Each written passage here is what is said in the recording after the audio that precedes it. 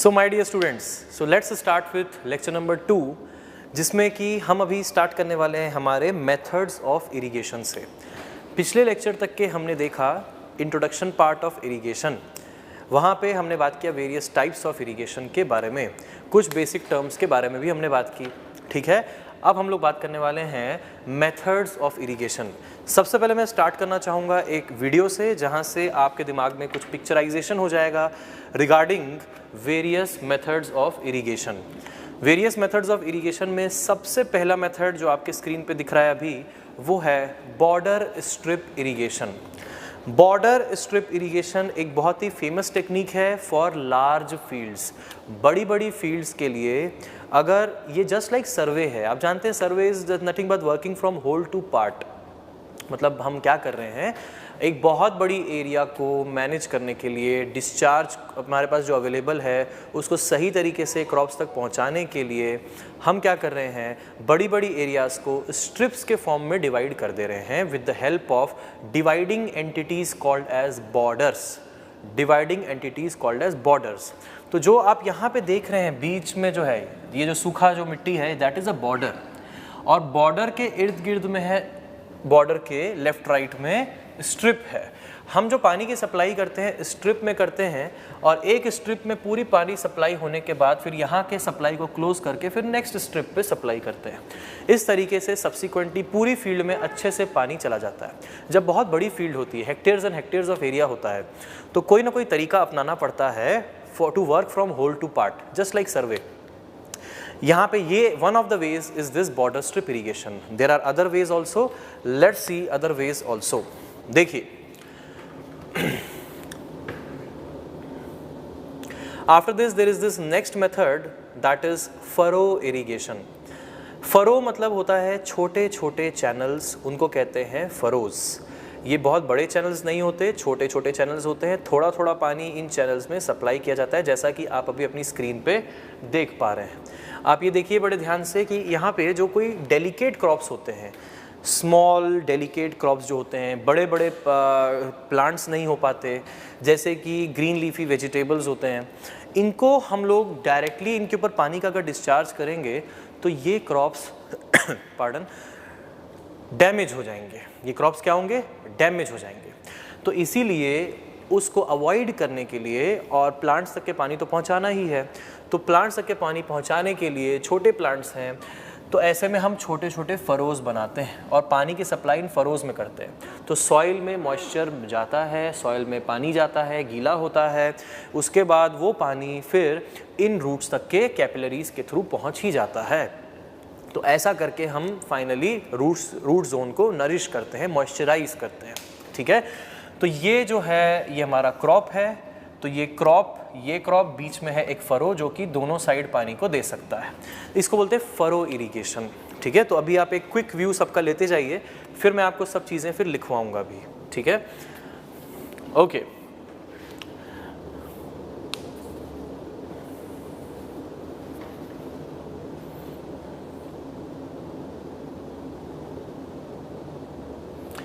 After that there is one more method of working from whole to part, that is called as check basin method.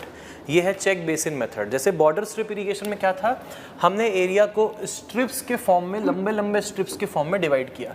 यहाँ पे area के बीच से एक main supply ditch पास कराते हैं, और एरिया को स्ट्रिप्स के फॉर्म में नहीं, रेक्टेंगल्स या स्क्वायर्स के फॉर्म में डिवाइड करके फिर उस रेक्टेंगल या स्क्वायर को पहले भरते हैं, फिर नेक्स्ट वाले को, ऐसे करके सब्सिक्वेंटली। यही है working from whole to part करने का तरीका। तो एक बहुत बड़ी एरिया को छोटे छोटे पार्ट्स में इस तरीके से डिवाइड भी किया जा सकता है। तो ये वन मोर वे है बॉर्डर स्ट्रिप इरिगेशन। और इसमें डिफरेंस क्या हुआ, जैसे बॉर्डर स्ट्रिप इरिगेशन था तो बहुत बड़ी एरिया थी, बहुत बड़ी एरिया को यहाँ पे ये चैनल से पानी को सप्लाई करते वक्त ऐसे स्ट्रिप्स में डिवाइड किया गया इस तरीके से। चेक बेसिन मेथड में क्या किया गया, ये जो बहुत बड़ी एरिया है इसके बीच से जो सप्लाई कैनाल एक भेजा गया और इसको फिर रेक्टेंगल्स और स्क्वायर्स में डिवाइड किया गया इस तरीके से। दैट इज द तरीका वही है, मतलब करना वही है, प्रिंसिपल वही है कि working from whole to part वाला ही प्रिंसिपल है, बस तरीका चेंज हो जाता है। ठीक है, तो this is called as check basin method. Check basin method. तो ये जनरली मिट्टी के ही जो होते हैं ना छोटे छोटे लेवीज, इनको बोलते हैं लेवीज, या फिर डाइक्स भी बोल सकते हैं, जैसा कि मैंने आपको पिछले लेक्चर बताया, लेवीज कहिए, डाइक्स कहिए, या फिर एक जनरलाइज्ड वर्ड कहिए एम्बैंकमेंट, मिट्टी के एम्बैंकमेंट। ये जो है ना, इनको आप लेवीज कह सकते हैं, ठीक है, डाइक्स कह सकते हैं। छोटे छोटे जो एम्बैंकमेंट्स होते हैं ना, उनके लिए लेवीज, डाइक्स वर्ड्स यूज होता है। लेवीज जो वर्ड आया है ये है अमेरिकन इंग्लिश से, और ये डाइक्स वर्ड आया है इंग्लैंड वाली इंग्लिश से, ठीक है। तो बाकी हैं सब सिनोनिम्स ही। एम्बैंकमेंट एक जनरल टर्म है जो कि मैंने आपको बता रखा है, ठीक है, राइट। इसके बाद फिर हम लोग आते हैं हमारे नेक्स्ट मेथड पे। देखिए नेक्स्ट मेथड क्या है। नेक्स्ट मेथड है contour border method. Contour border दोस्तों इस्तेमाल होता है हिली एरियाज़ में। हिली एरियाज़ में जहाँ पर पहाड़ों में खेती बाड़ी का काम होता है, तो ऊपर से जब पानी सप्लाई होता है नीचे की तरफ, तो पूरा पानी कहीं बह ना जाए, प्लांट्स को एक पर्टिकुलर ड्यूरेशन के लिए पानी मिले तो एब्जॉर्ब करने के लिए। तो ऐसे में रूट्स में जाएगा पानी, तो उसमें टाइम लगेगा धीरे धीरे। सॉइल की इन्फिल्ट्रेशन कैपेसिटी है अपनी, जिस कैपेसिटी के चलते वो पानी थोड़े टाइम लगेगा उसको अंदर जाने में। तो we want the water to be held up to a certain depth. तो हम हिली टेरेन में स्टेप वाइज फार्मिंग करते हैं, इसको स्टेप्ड फार्मिंग भी कहा जाता है। और हर स्टेप के एजेस में हम इस तरह के जो कंटूर्स होते हैं, what are contours? Contours are lines joining points of same elevation. तो कंटूर्स के लॉन्ग ऐसे बॉर्डर्स बना देते हैं मिट्टी के। ये कंटूर्स के लॉन्ग बॉर्डर बना दिया मिट्टी का, और बीच में कट लगा के पानी जब एक लेवल तक भरेगा उसके बाद फिर पानी नीचे आ जाएगा। सिमिलरली यहाँ पे भी एक इस तरह का कट लगाया हुआ है, जब ये पानी भरेगा उसके बाद फिर पानी नीचे वाले एरिया में चला जाएगा। इस तरीके से contour border method of irrigation execute किया जाता है। इसके बाद देखेंगे नेक्स्ट वाला, the next one is our ring basin method of irrigation. आइए रिंग बेसिन मेथड को देखें। रिंग बेसिन मेथड होता है जनरली ऑर्चर्ड्स में यूज़, इसको यूज़ करते हैं हम लोग ऑर्चर्ड्स में। ऑर्चर्ड्स आप जानते हैं जहाँ पे बड़े बड़े ट्रीज़ होते हैं, है ना, जहाँ पे मैंगो, एप्पल इस तरह के ट्रीज़ होंगे, तो उन जगहों पे हम यहाँ पे रिंग बेसिन मेथड इस्तेमाल करते हैं। आप देख रहे हैं कि ये जो है हमारा टारगेट लोकेशन है। टारगेट लोकेशन कौन है? ये पेड़ है, हमें इसके इर्द गिर्द पानी भरवाना है। तो यहाँ पे क्या होता है, देखिए जब बड़ी फील्ड्स होती है ना, जहाँ पे ऑर्चर्ड्स वगैरह जैसी सिचुएशंस होती हैं, तो यहाँ पे पेड़ काफ़ी दूर दूर होते हैं। मैं ये टॉप व्यू दिखा रहा हूँ, कुछ ऐसा होगा, बहुत दूर दूर।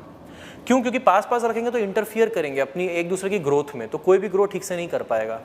तो अगर हमें इनको पानी सप्लाई करना है तो हम पूरी फील्ड में पानी सप्लाई क्यों करें? It's a wastage of water and we are in the water resource engineering. Water हमारे लिए रिसोर्स है, तो हम ऐसी मेथडोलॉजी डेवलप करने की कोशिश करेंगे जिससे हमारे पानी सेव हो सके। तो ऐसे में ये रहा हमारा सप्लाई चैनल, ये रहा हमारा सप्लाई चैनल।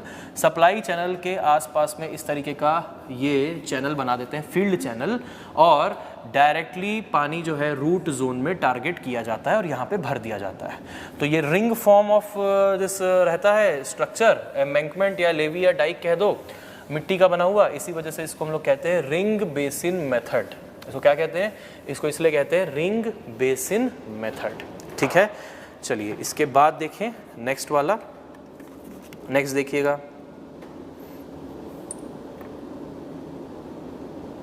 नेक्स्ट है स्प्रिंकलर इरिगेशन। स्प्रिंकलर इरिगेशन बहुत ही फेमस है, जो हमने काफ़ी बार देखा है गार्डन्स में इस तरीके से स्प्रिंकलिंग होते हुए पानी का। ये एक स्प्रिंकलर मेथड ऑफ इरिगेशन काफ़ी इम्पॉर्टेंट हो जाता है हमारे ऑब्जेक्टिव पॉइंट ऑफ व्यू से भी और अंडरस्टैंडिंग पॉइंट ऑफ व्यू से भी। कॉन्सेप्ट बहुत सारे हैं इसमें। स्प्रिंकलर इरिगेशन में हमारे पास इस पूरी फील्ड में आप पहली चीज़ जो नोटिस कर रहे हैं, कुछ ऑब्जर्वेशंस आपको लेने हैं, ठीक है। क्या क्या ऑब्जर्वेशंस लेने हैं इस पर्टिकुलर पिक्चर से?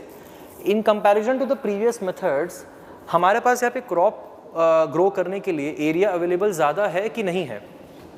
क्रॉप ग्रो करने के लिए एरिया अवेलेबल ज़्यादा है कि नहीं है ना ज़्यादा? क्यों है ज़्यादा? क्योंकि फील्ड चैनल्स बनाने में एरिया का वेस्टेज नहीं हो रहा है। बाकी सारे मेथड्स में या तो फील्ड चैनल बनाने में या तो बॉर्डर्स बनाने में एरिया का वेस्टेज बहुत होता है। यहाँ पे हो रहा है, यहाँ पे कम हो रहा है या फिर नहीं हो रहा है। तो more area is available for cropping, ठीक है। दूसरा जो आप देखेंगे यहाँ पे कि ये कंपैरेटिवली बाकी कंपैरिजन में यूनिफॉर्म डिस्ट्रीब्यूशन ऑफ पानी करेगा। यूनिफॉर्म डिस्ट्रीब्यूशन करेगा कि नहीं? जब ये स्प्रिंकलर होज है, यहाँ पर ये नोजल है, यहाँ से डिस्चार्ज हो रहा है, तो ये क्या कर रहा है, बहुत दूर दूर तक के स्प्रे के फॉर्म में पानी को डिस्चार्ज कर रहा है, हर तरफ ऐसा करके पूरी, और ये घूम रहा है, ये क्या कर रहा है, ये ऐसे घूम रहा है गोल गोल गोल गोल। तो जब ये इस तरीके से गोल गोल घूम रहा है, सिमिलरली ऑल द स्प्रिंकलर्स, तो पूरी एरिया में बढ़िया एप्लीकेशन हो रहा है कि नहीं? यस। तीसरा जो आप यहाँ से एक वो ले सकते हैं, एक यहाँ से पॉइंट समझ सकते हैं, वो पॉइंट ये है कि क्योंकि ये स्प्रे कर रहा है पानी को, तो स्प्रेइंग होने की वजह से एक प्रॉब्लम होगी कि नहीं? क्या प्रॉब्लम होगी? ये बहुत जल्दी इन्फ्लुएंस हो जाएगा। किससे इन्फ्लुएंस हो जाएगा? हवा से, विंड से, विंड वेलोसिटी या विंड डायरेक्शन, दोनों से। विंड का डायरेक्शन जिस तरफ रहेगा उस तरफ पानी जाएगा, विंड की वेलोसिटी जितनी ज़्यादा होगी उतना ज़्यादा उस तरफ पानी जाएगा। तो ये विंड वेलोसिटी या विंड डायरेक्शन से बहुत अफेक्ट होगा कि नहीं? हो जाएगा। तो अब इसको काउंटर करने के लिए यहाँ पे कुछ किया गया है, इसी पिक्चर में आपको दिख रहा है। क्या किया गया इसको काउंटर करने के लिए? जनरली स्प्रिंकलर इरिगेशन जिन फील्ड्स में होता है, उन फील्ड्स के आसपास आप देखेंगे बड़े बड़े पेड़ बोल रहा हूँ, ट्रीज, बड़े बड़े ट्रीज उगाए जाते हैं, जिसमें बेसिकली काम ये होता है इनका, एक तो इरोजन ऑफ सॉइल को रोकना, वो तो रुकेगा ही, दूसरा विंड की इफेक्ट को कम कर देना इस फील्ड में। जैसे मान लो अगर हवा चलेगी तो इसमें चारों तरफ है, ठीक है, तो जैसे मान लो हवा वहाँ से चलेगी तो क्या करेंगे, पेड़ एब्जॉर्ब करेंगे विंड की एनर्जी को, तो स्प्रिंकलर सिस्टम जो यहाँ पे चल रहा होगा उसमें डिस्टर्बेंस कम होगा, नहीं होगा नहीं कहेंगे, कम होगा। कुछ जगहों पे, सऊदी अरेबिया में ये सिस्टम बहुत फेमस है, सैंडी सॉइल में स्प्रिंकलर इरिगेशन बहुत अच्छा होता है, मैं बताऊँगा क्यों होता है। वहाँ पे वो लोग क्या करते हैं, वहाँ पे लोग ना दीवार खड़ी कर देते हैं बड़ी बड़ी, वो विंडी वेदर होता है वहाँ पे बहुत सारा, तो इसी वजह से वो लोग ना वहाँ पे बड़ी बड़ी दीवार खड़ी कर देते हैं, पेड़ भी नहीं लगाते, दीवार लगा देते हैं। तो ऐसा भी कर सकते हैं, देयर इज़ एन ऑप्शन, ताकि विंड के इफेक्ट को कम किया जा सके, ठीक है। तो स्प्रिंकलर इरिगेशन से रिलेटेड हम बहुत सारी चीज़ें देखेंगे, ठीक है। अभी के लिए आप बस इस वीडियो को अपने दिमाग में बैठा लीजिए, ठीक है, और जब अपन पॉइंट्स अभी लिखवाएंगे तो एक एक पॉइंट को फिर मैं एक्सप्लेन करता चला जाऊँगा। देखिए ध्यान से देखिए, फील्ड में कुछ गैप्स छोड़े गए हैं, वो पाइप्स के लिए है, ज़्यादा बड़े बड़े गैप्स नहीं है, तो इफेक्टिव यूटिलाइजेशन एरिया का यहाँ पे हो रहा है।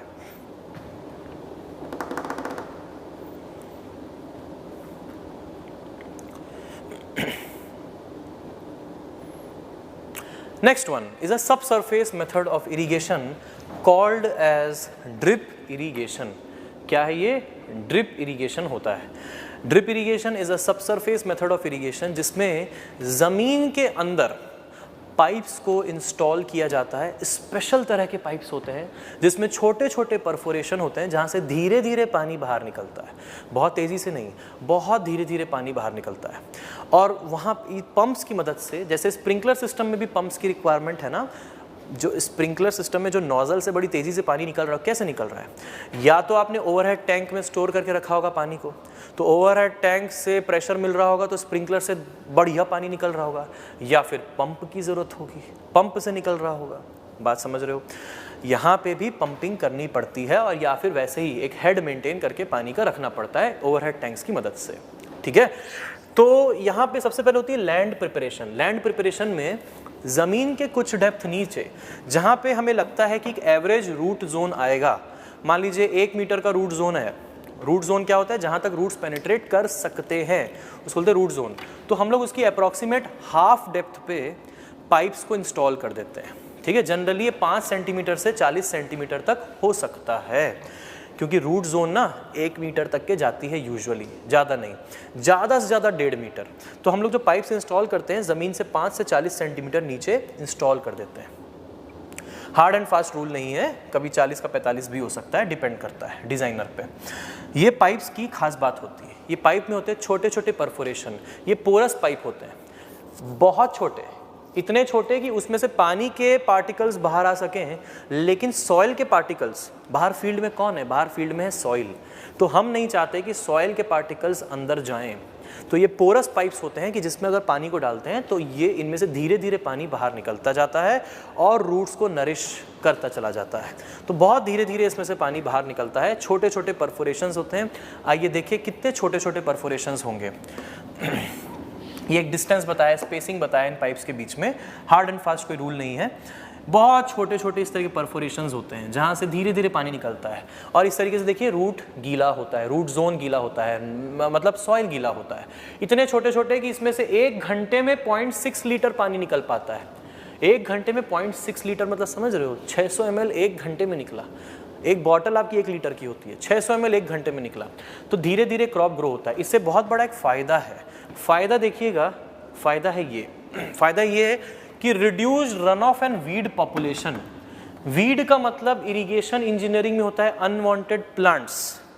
वीड का मतलब इरिगेशन इंजीनियरिंग में होता है अनवांटेड प्लांट्स।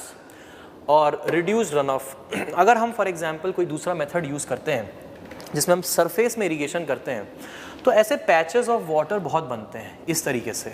तो वहाँ पे क्या, अनवांटेड प्लांट्स को भी हमने क्या किया, पानी दे दिया। जब अनवांटेड प्लांट जो सरफेस पे धीरे धीरे ग्रो होते हैं, जिनकी रूट्स भी छोटे छोटे, उनको पानी दे दिया तो वो भी ग्रो करना स्टार्ट कर देते हैं। अब वो ग्रो ऐसे ही तो नहीं करेंगे, वो भी कुछ ना कुछ न्यूट्रिशन खाएंगे। हमारे फर्टिलाइज़र का यूज़ वहाँ भी चला जाएगा, वो वेस्टेज है जो कि हम यूज़ नहीं कर रहे हैं, हमारे क्रॉप की यील्ड में तो पार्टिसिपेट ही नहीं किया। तो ऐसे में अगर हम ड्रिप इरिगेशन इस्तेमाल करते हैं तो रन ऑफ, यानी कि क्योंकि पानी बहुत धीरे धीरे मॉइस्चराइज कर रहा है सॉइल को, तो ऐसे में धीरे धीरे मॉइस्चराइज क्योंकि बहुत धीरे धीरे हो रहा है, तो ऐसे में रन ऑफ नहीं होता है। धीरे धीरे जैसे जैसे सॉइल अब्जॉर्ब करता जाता है वैसे वैसे हम धीरे धीरे डिस्चार्ज भी करते जाते हैं। तो ऐसे में बहुत तेज़ी से आपको डिस्चार्ज निकलता हुआ नहीं मिल रहा, तो कोई रन ऑफ जनरेट नहीं होगा। रन ऑफ जनरेट नहीं होने की वजह से आपका वेस्टेज ऑफ वाटर नहीं होगा, और साथ ही साथ वीड पॉपुलेशन भी नहीं दिखेगी। क्यों? क्योंकि हम पानी वहाँ पे डिस्चार्ज कर रहे हैं जहाँ पे हमें चाहिए, हमारी टारगेट लोकेशन। हमारी टारगेट लोकेशन यानी कि इस क्रॉप का रूट जोन, इस क्रॉप का रूट जोन। वीड जनरली छोटे छोटे प्लांट्स होते हैं, ऊपर ऊपर में उगते हैं, लेकिन हमारा रूट जोन ज़्यादा डेप्थ तक के जाता है। तो ऐसे में बढ़िया देखिए नरिशमेंट हो रहा है, सारे के सारे रूट जोन में पानी अच्छे से जा रहा है। इस तरीके से ये होता है एक subsurface method of irrigation, that is called as drip irrigation. ठीक है, okay, so we have seen all the videos now. Now is the time to start writing. Presentation over, presentation वाला पार्ट हो गया, video वाला part हो गया। अब समय आ गया है कि अब हम लिखना स्टार्ट करेंगे। अब आप ये लाइट को चालू करिएगा भैया, प्रोजेक्टर मैं बंद कर दे रहा हूँ। आप लोग जो लोग वीडियो देख रहे हैं, अब आप लोग क्या करेंगे, कॉपीज़ ओपन करेंगे। ठीक है, कॉपीज़ ओपन करेंगे और वहाँ पे हेडिंग देंगे। हेडिंग क्या देंगे, methods of irrigation. So will now write down everything. So I have prepared proper notes for you, something new I have done this time, so मैं आप लोगों को हर सब चीज़ें डिक्टेट करवा दूंगा। तो चलिए देखते हैं। Give the heading methods of irrigation, methods of irrigation, और you can also say techniques of water distribution, methods of irrigation और टेक्निक्स ऑफ वाटर डिस्ट्रीब्यूशन। तो चलिए हम देखते हैं various techniques of water distribution. इसमें जो सबसे पहली टेक्निक ऑफ वाटर डिस्ट्रीब्यूशन है उसको कहा जाता है फ्री फ्लडिंग या ऑर्डिनरी फ्लडिंग। फ्री फ्लडिंग भी कहते हैं, ऑर्डिनरी फ्लडिंग भी कहते हैं, और एक और यूज़ होता है word wild flooding. Free flooding, ordinary flooding और वाइल्ड फ्लडिंग ये होता है यूजुअली स्मॉल फील्ड्स के लिए। किस तरह के फील्ड्स के लिए होता है ये? छोटी छोटी जो फील्ड्स होती हैं जहाँ पे हमें कंट्रोल बहुत ज़्यादा नहीं चाहिए, उनके लिए यूज़ होता है फ्री, ऑर्डिनरी या फिर वाइल्ड फ्लडिंग। मतलब इसको हम बहुत ज़्यादा कंट्रोल के लिए इस्तेमाल नहीं करते हैं। नॉर्मली एक फील्ड है, उस फील्ड में पानी को डिस्चार्ज कर दिए और वो अपने आप इधर उधर जहाँ भी होगा वो फ्लो करता जाएगा, और फील्ड को मतलब वाइल्ड फ्लडिंग मतलब हैफाजार्ड कहीं भी पानी मूव कर सकता है। इस तरीके से बहुत ज़्यादा कंट्रोल एस्टैब्लिश नहीं किया जाता, पानी के मूवमेंट को रिस्ट्रिक्ट नहीं किया जाता कि ऐसे ही फ्लो करना है, कैसे भी वो फील्ड में डिस्ट्रीब्यूट पानी हो सकता है। चलिए लिखना स्टार्ट करिए। Let us start writing. लिखते जाइए, नोट्स बनाते जाइए। जो भी आप नोट्स बनाएंगे वो पॉइंट वाइज बनाएंगे, बुलेट फॉर्म में बनाते जाएंगे। ऐसे एक बुलेट बनाइए या डैश बनाइए, मतलब जैसा भी आपकी मर्जी है, डैश बनाइए, बुलेट बनाइए, कोलन बनाइए, जो भी बनाना है बनाइए, आप बुलेट फॉर्म में लिखते जाइए। ठीक है, चलिए लिखेंगे फ्री और ऑर्डिनरी और वाइल्ड फ्लडिंग, फ्री और ऑर्डिनरी और वाइल्ड फ्लडिंग, फ्री और ऑर्डिनरी और वाइल्ड फ्लडिंग। लिखिए, ditches are excavated in the field, ditches are excavated, ditches गड्ढे, DITCHES, ditches are excavated, ditches are excavated in the field, and the water from these ditches, and the water from these ditches flows across the field. Water from these ditches flows across the field. तो जैसे for example हमने एक इस तरीके का ये ditch बना दिया यहाँ पे इस तरीके का, और इस water from these ditches flows across the field, randomly it will flow. ठीक है. After the water, next point है after the water leaves, LEAVES, after the water leaves the ditches, after the water leaves, LEAVES, leaves the ditches, comma, no attempt is made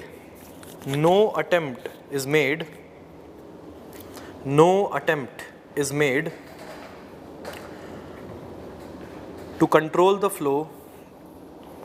No attempt is made to control the flow. No attempt is made to control the flow by means of MEANS, means of levees, LEVEES, जैसा कि मैंने बताया levies कहिए, dykes कहिए, इस तरह कोई border वगैरह नहीं बनाते हैं. By means of levees.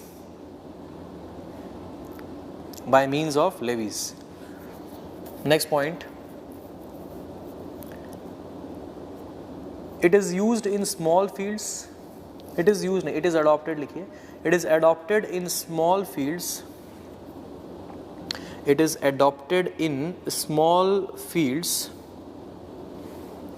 It is adopted in small fields where control required is less.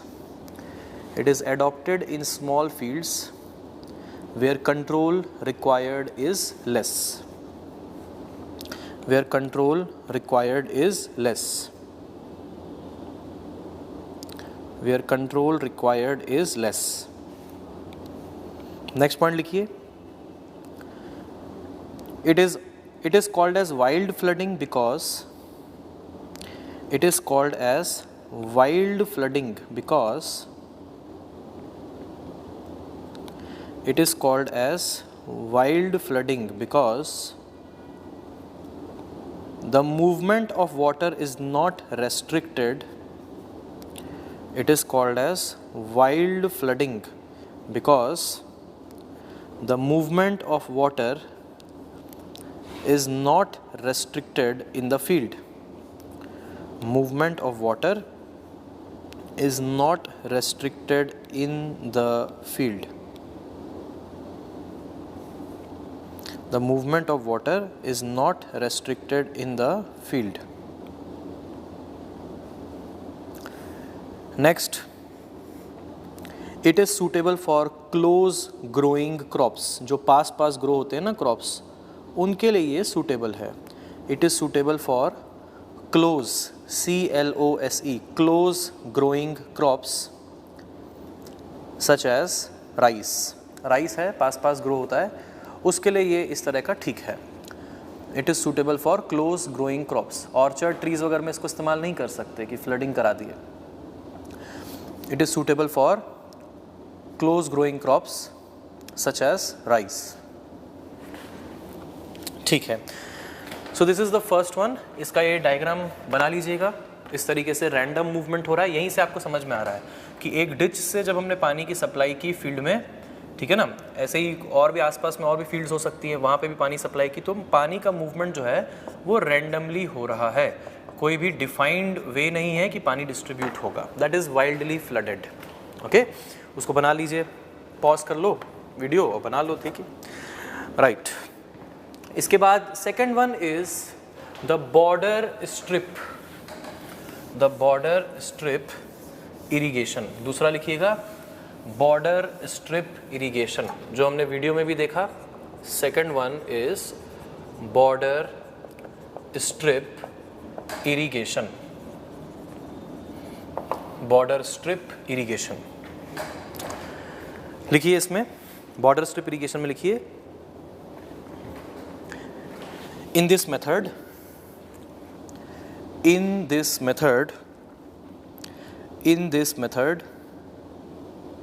comma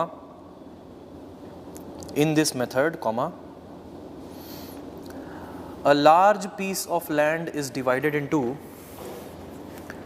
in this method, comma, a large piece of land is divided into, a large piece of land is divided into a number of strips, into a number of strips, into a number of strips separated by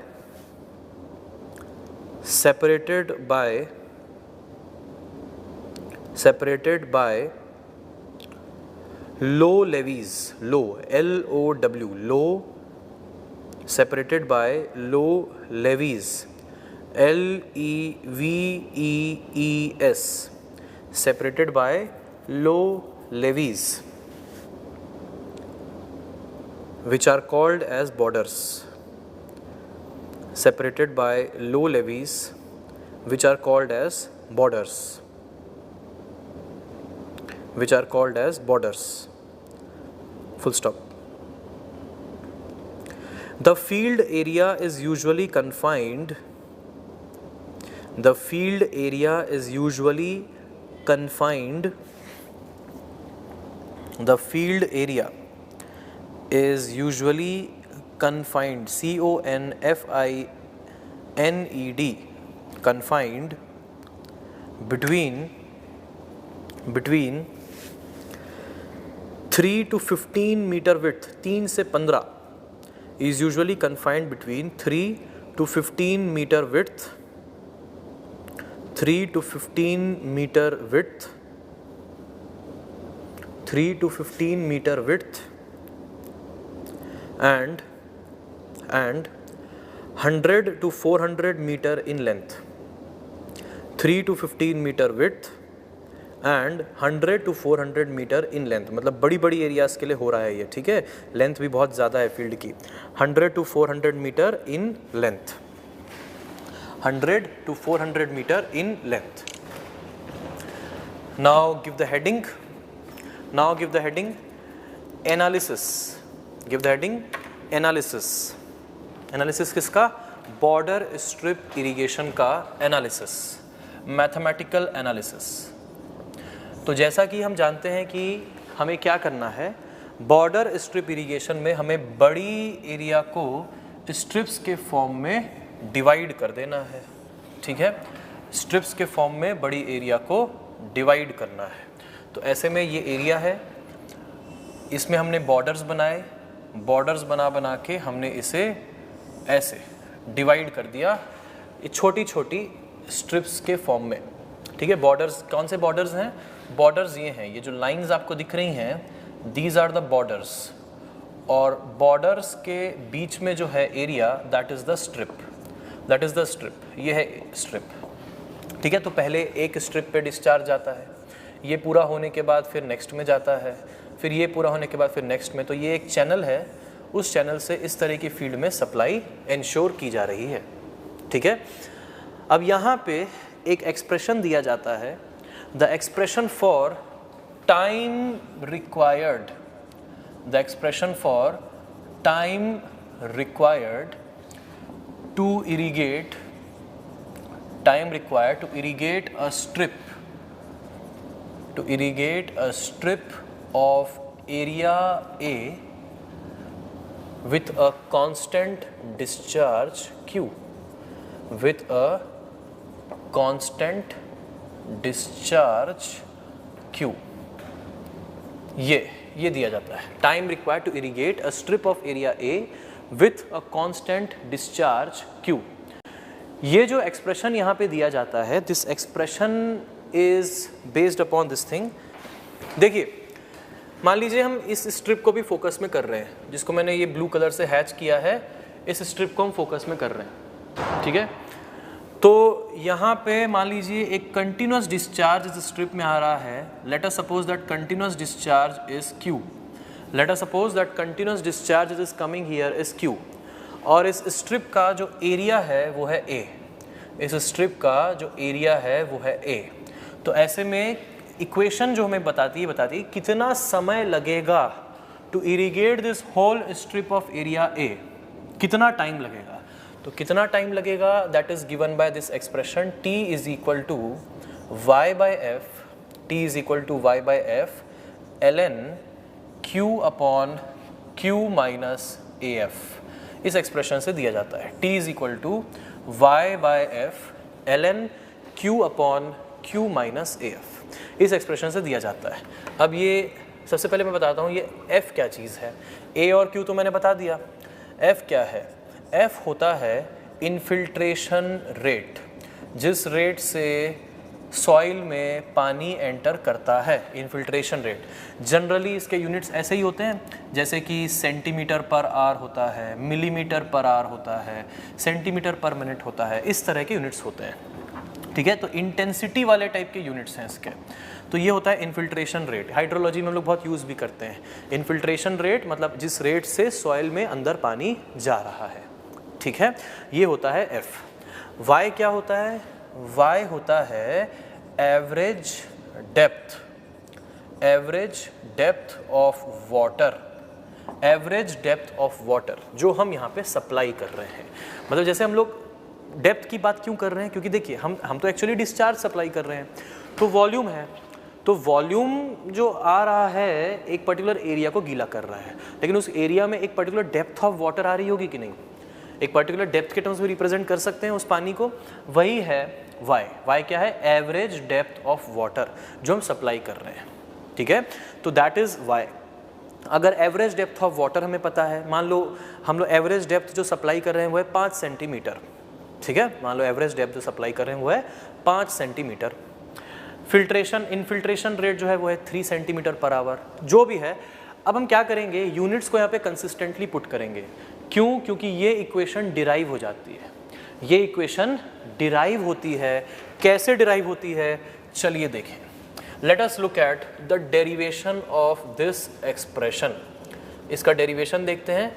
और जो चीज़ derive होती है, ध्यान रखिएगा, वो empirical नहीं है। जो चीज़ एम्पिरिकल इक्वेशंस कैसी होती हैं? एम्पिरिकल इक्वेशंस वो होती हैं जो कि डिराइव नहीं होती, एक्सपेरिमेंटली मोस्टली निकाली जाती है। कुछ ऐसी इक्वेशंस होती हैं जो डिराइव हो जाती हैं। तो आइए समझें कैसे डिराइव होती है एक्सप्रेशन। अभी एक मोमेंट है, एक इंस्टेंट है, तो consider an intermediate instant where the whole field has not yet irrigated. एक इंटरमीडिएट इंस्टेंट है जहाँ पे पूरी फील्ड इरिगेट नहीं हुई है, हो रहा है, धीरे धीरे इरिगेशन चल रहा है। तो देखिएगा कि यहाँ पे पूरा स्ट्रिप को मैंने कंसिडर नहीं किया, एक पर्टिकुलर एरिया तक ही कंसिडर किया, पूरी स्ट्रिप को कंसिडर नहीं किया, एक पर्टिकुलर एरिया तक ही कंसिडर किया। डिस्चार्ज तो कांस्टेंट है, ये हमने पहले ही एस्टैब्लिश कर दिया कि discharge is constant, that is Q। ये देखिए यहाँ पे लिख दिया अभी तक, कांस्टेंट डिस्चार्ज Q, ठीक। अब हुआ यूं कि एक पर्टिकुलर इंटरमीडिएट टाइम तक के क्या हुआ है, इतना जो है ये एरिया इरिगेट हो गया है, इतना एरिया इरिगेट हो गया है। अच्छा, इसी एरिया में एक पर्टिकुलर डेप्थ, इसी एरिया में एक पर्टिकुलर डेप्थ ऑफ वाटर हमने डाल दी है। मतलब इसी एरिया में हम दिखाएं आपको एक पर्टिकुलर डेप्थ के टर्म्स में, तो हम ऐसा शो कर, blue colour represents the depth of water, ये है डेप्थ ऑफ वाटर जो कि हमने ऐड की है, ठीक है। तो इसी पर्टिकुलर एरिया में हमने एक डेप्थ ऑफ वाटर डाल दी है, ठीक है, जो अल्टीमेटली क्या होगी, जितनी भी आप डेप्थ डालोगे इन्फिल्ट्रेशन रेट के हिसाब से ये डेप्थ अंदर तो जाएगा ही, ये पानी कहाँ जाएगा, सॉइल में जाएगा।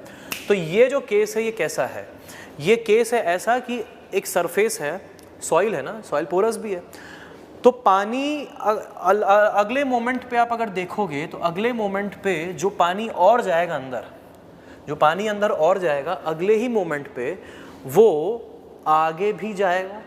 बात समझो, वो थोड़ा सा आगे वाली एरिया को भी इरिगेट करेगा। मतलब मैं थोड़ा सा यहाँ पे आगे वाली एरिया को करके दिखा रहा हूँ इस तरीके से, तो एक आगे वाली एरिया को भी इरिगेट करेगा। और साथ ही साथ जो डेप्थ ऑलरेडी है, जहाँ पे जिस पर्टिकुलर एरिया में डेप्थ एक आ चुकी है, उस डेप्थ पे और एडिशनल डेप्थ जाएगी कि नहीं। जैसे फॉर एग्जांपल मान लीजिए कि ए एरिया ऑलरेडी इरिगेट हो चुका है, अभी आगे और है एरिया, वैसे आगे बहुत बड़ा एरिया है which needs to be irrigated, लेकिन मान लीजिए एक इंटरमीडिएट एरिया में ए कह रहा हूँ वो इरिगेट हो चुका है, और उसमें मान लीजिए एक वाई डेप्थ पानी की हम डाल चुके हैं। पानी को डेप्थ के टर्म्स में मेजर कर सकते हैं, जैसे रेनफॉल होती है डेप्थ के टर्म्स में मेजर करते हो, तो वैसे ही हम डेप्थ के टर्म्स में बता रहे हैं कि इतना पानी हम इस एरिया में डाल चुके हैं। तो वॉल्यूम मैं कहूँगा कि ए इंटू वाई वॉल्यूम जा चुका है। ए एरिया में वाई डेप्थ है तो वॉल्यूम हम वाई डाल चुके हैं उतने पर्टिकुलर समय में, कह सकते हैं, राइट। अब हो क्या रहा है, बात समझिएगा कि जिस मोमेंट पे हमने ये मान लो एक पिक्चर लिया, अगले मोमेंट पे पिक्चर लेंगे तो कुछ डिफरेंस आएगा। क्या डिफरेंस आएगा? डिफरेंस ये होगा कि जो डेप्थ ऑलरेडी वाई इरिगेट हो चुकी है, जो एरिया वाई इरिगेट हो चुकी है, उस एरिया पे और एडिशनल डेप्थ आएगी, दिखेगी, और जो एरिया इरिगेट हो चुका है उस पे एक एडिशनल एरिया भी दिखेगा। तो ए एरिया पे डी एडिशनल एरिया, उस अगले इंस्टेंट की बात हो रही है, किस इंस्टेंट की? t प्लस डी टी की, क्योंकि ये कंटिन्यूसली चेंजिंग इंस्टेंट है। तो t से हम देख रहे हैं t प्लस डी टी पे, कहाँ से देख रहे हैं? t से लेकर t प्लस डी टी पर देख रहे हैं। अगले ही मोमेंट पर ये dA को भी इरिगेट कर देगा कि नहीं? तो हम इसको अब यहाँ तक के दिखाएंगे, तो dA को इरिगेट कर दिया इसने, ऐसा ये dA को भी इरिगेट कर दिया। अब dA जो एरिया आगे बढ़ी है, जो ऑलरेडी प्रेजेंट था, बात समझिएगा, उस पर और डेप्थ भी बढ़ेगी कि नहीं बढ़ेगी? जो ऑलरेडी प्रेजेंट था, इनफैक्ट ऑलरेडी प्रेजेंट क्या, ये पूरे के पूरे एरिया में जितना ऑलरेडी इरिगेट हो चुका था उसमें और डेप्थ ऐड होगी, और डेप्थ इस पे भी ऐड होगी, और कुछ आगे भी जाएगी, कुछ आगे जाएगी, और कुछ डेप्थ इसमें भी आएगी। तो इस तरीके से एक एडिशनल डेप्थ की मैं यहाँ पे बात कर रहा हूँ। क्या है एडिशनल डेप्थ? एडिशनल डेप्थ है dy। एडिशनल डेप्थ क्या है? dy। एडिशनल डेप्थ यहाँ पे बनाते हैं, ये है dy। समझ आई बात? तो y डेप्थ पे एडिशन हुआ किसका? dy का। तो जो डेप्थ पहले ही ऑलरेडी एरिया में जा चुकी है उसमें dy जाएगा, और जो dA गया है तो उसमें तो y जाएगा, तभी तो उसके बाद dy जाएगा। तो t के बाद जो t plus D T instant होगा वहाँ पे कुछ ऐसा सिनेरियो दिखाई पड़ेगा। t के बाद जो t प्लस डी टी होगा उसमें कुछ इस तरीके का सिनेरियो दिखाई पड़ेगा। ऐसा हम क्यों कर रहे हैं? ऐसा हम इसलिए कर रहे हैं, इसको सोचने का दूसरा तरीका है। इसको सोचने का दूसरा तरीका है सॉइल के टर्म्स में। ये वो तरीका है जो बुक्स में दिया जाता है। अब आप सॉइल के एस्पेक्ट में सोचिए कि हो क्या रहा है। हो ये रहा है दोस्तों कि एक्चुअली में ये डेरिवेशन करते वक्त दिखाने का तरीका है। एक्चुअली में हो ये रहा है कि सॉइल के नीचे हमको देखने की ज़रूरत है। सॉइल के नीचे मतलब सरफेस के नीचे सॉइल में देखने की ज़रूरत है। अगर हमने सरफेस में क्यू डिस्चार्ज डाला है तो आप ऐसा सोचिए कि उस क्यू डिस्चार्ज के चलते एक मान लो एक इंटरमीडिएट पॉइंट तक के ए एरिया इरिगेट हो गया, ए एरिया इरिगेट हो गया, और उस ए एरिया में जो डेप्थ अंदर गई, लेट अस सपोज कि वो डेप्थ अंदर गई है y। अब बुक्स में क्या है, इस डेप्थ को अंदर की तरफ नहीं तो ऊपर की तरफ क्यों दिखाते हैं? ऊपर की तरफ इसलिए दिखाते हैं क्योंकि उस डेप्थ को अंदर पेनिट्रेट करने में समय लगता है, टाइम लगता है। किसके हिसाब से? उसके इन्फिल्ट्रेशन रेट के हिसाब से। तो आप दोनों वे में समझ सकते हैं। तो आप ये समझ सकते हैं कि y डेप्थ अंदर पेनिट्रेट कर गई। अब t के बाद जो dt समय हुआ, उस t प्लस dt समय में एरिया dA आगे बढ़ेगा, मतलब और इरिगेट होगा, ठीक है। एरिया dA आगे बढ़ेगा मतलब और इरिगेट होगा। ये dA एरिया है, कौन सा? ये जो ब्लैक ब्लैक ब्लैक हैच किया, ये है dA एरिया। मैं दोनों तरीकों से समझा रहा हूँ, कुछ बुक्स में कुछ तरीका है, कुछ बुक्स में कुछ और तरीका है। बट हाँ, ऑब्वियस ही बात है, y को आप या तो सरफेस के ऊपर ले लो या तो सरफेस के नीचे ले लो। अगर आप सरफेस के ऊपर थोड़ा y और सरफेस के नीचे भी लेते हो तभी टोटल तो y ही होगा। आधा ऊपर आधा नीचे कर दिए, 25% ऊपर 75% नीचे कर दिए सरफेस के, कुछ पेनिट्रेट किया कुछ नहीं कर पाया, तब भी होगा तो टोटल क्या y है, तो डेरिवेशन करने में तो y ही लोगे ना। तो इसी कारण ऊपर दिखाओ नीचे दिखाओ फर्क नहीं पड़ता है, ठीक है। अब क्या होगा जब हम t प्लस dt समय पे और पानी डालेंगे, होगा ये कि dA एरिया तो इरिगेट होगा ही, लेकिन साथ साथ y पे dy ऐड होगा कि नहीं, y पे क्या होगा dy ऐड हो जाएगा। वही चीज़ यहाँ पे दिखाई गई है, समझे, वही चीज़ चाहे सरफेस के नीचे दिखाओ या फिर सरफेस के ऊपर दिखाओ या फिर आधा ऊपर आधा नीचे करो, होगा टोटल तो वही होगा, टोटल ऊपर नीचे सब मिलाकर तो वही होगा। तो ये क्या है, ये इसको एवरेज डेप्थ ऑफ वाटर, अब आप सप्लाइड कहिए, average depth of water penetrated कहिए, बात सब एक ही बन जाती है, ठीक है। डेरिवेशन करने में आप समझ पा रहे हैं। अब यहाँ पे हम लोग क्या करेंगे, हम हमारा क्या कह सकते हो वॉल्यूम कंजर्वेशन प्रिंसिपल अप्लाई कर सकते हैं। वहाँ देखो यहाँ देखो एक ही बात है, यहाँ पे सरफेस के नीचे बात कर रहे हैं, यहाँ पे सरफेस के ऊपर देख रहे हैं। कैसे वॉल्यूम कंजर्वेशन प्रिंसिपल, अब ये हटा दे रहा हूँ मैं। आपको मालूम है ना कि जितना वॉल्यूम आप सप्लाई करेंगे उतना ही वॉल्यूम, या तो मास के टर्म्स में कहूँ मैं, मास can neither be created nor be destroyed, और वही मास के साथ एसोसिएटेड है वॉल्यूम भी, तो volume will also be conserved. तो Q इंटू dt जो है वो है हमारा वो वॉल्यूम जो कि हमने सप्लाई किया है, कितने समय में, dt समय में। तो Q into dt is the time in which we have supplied this water, the volume, the supplied volume is Q into dt।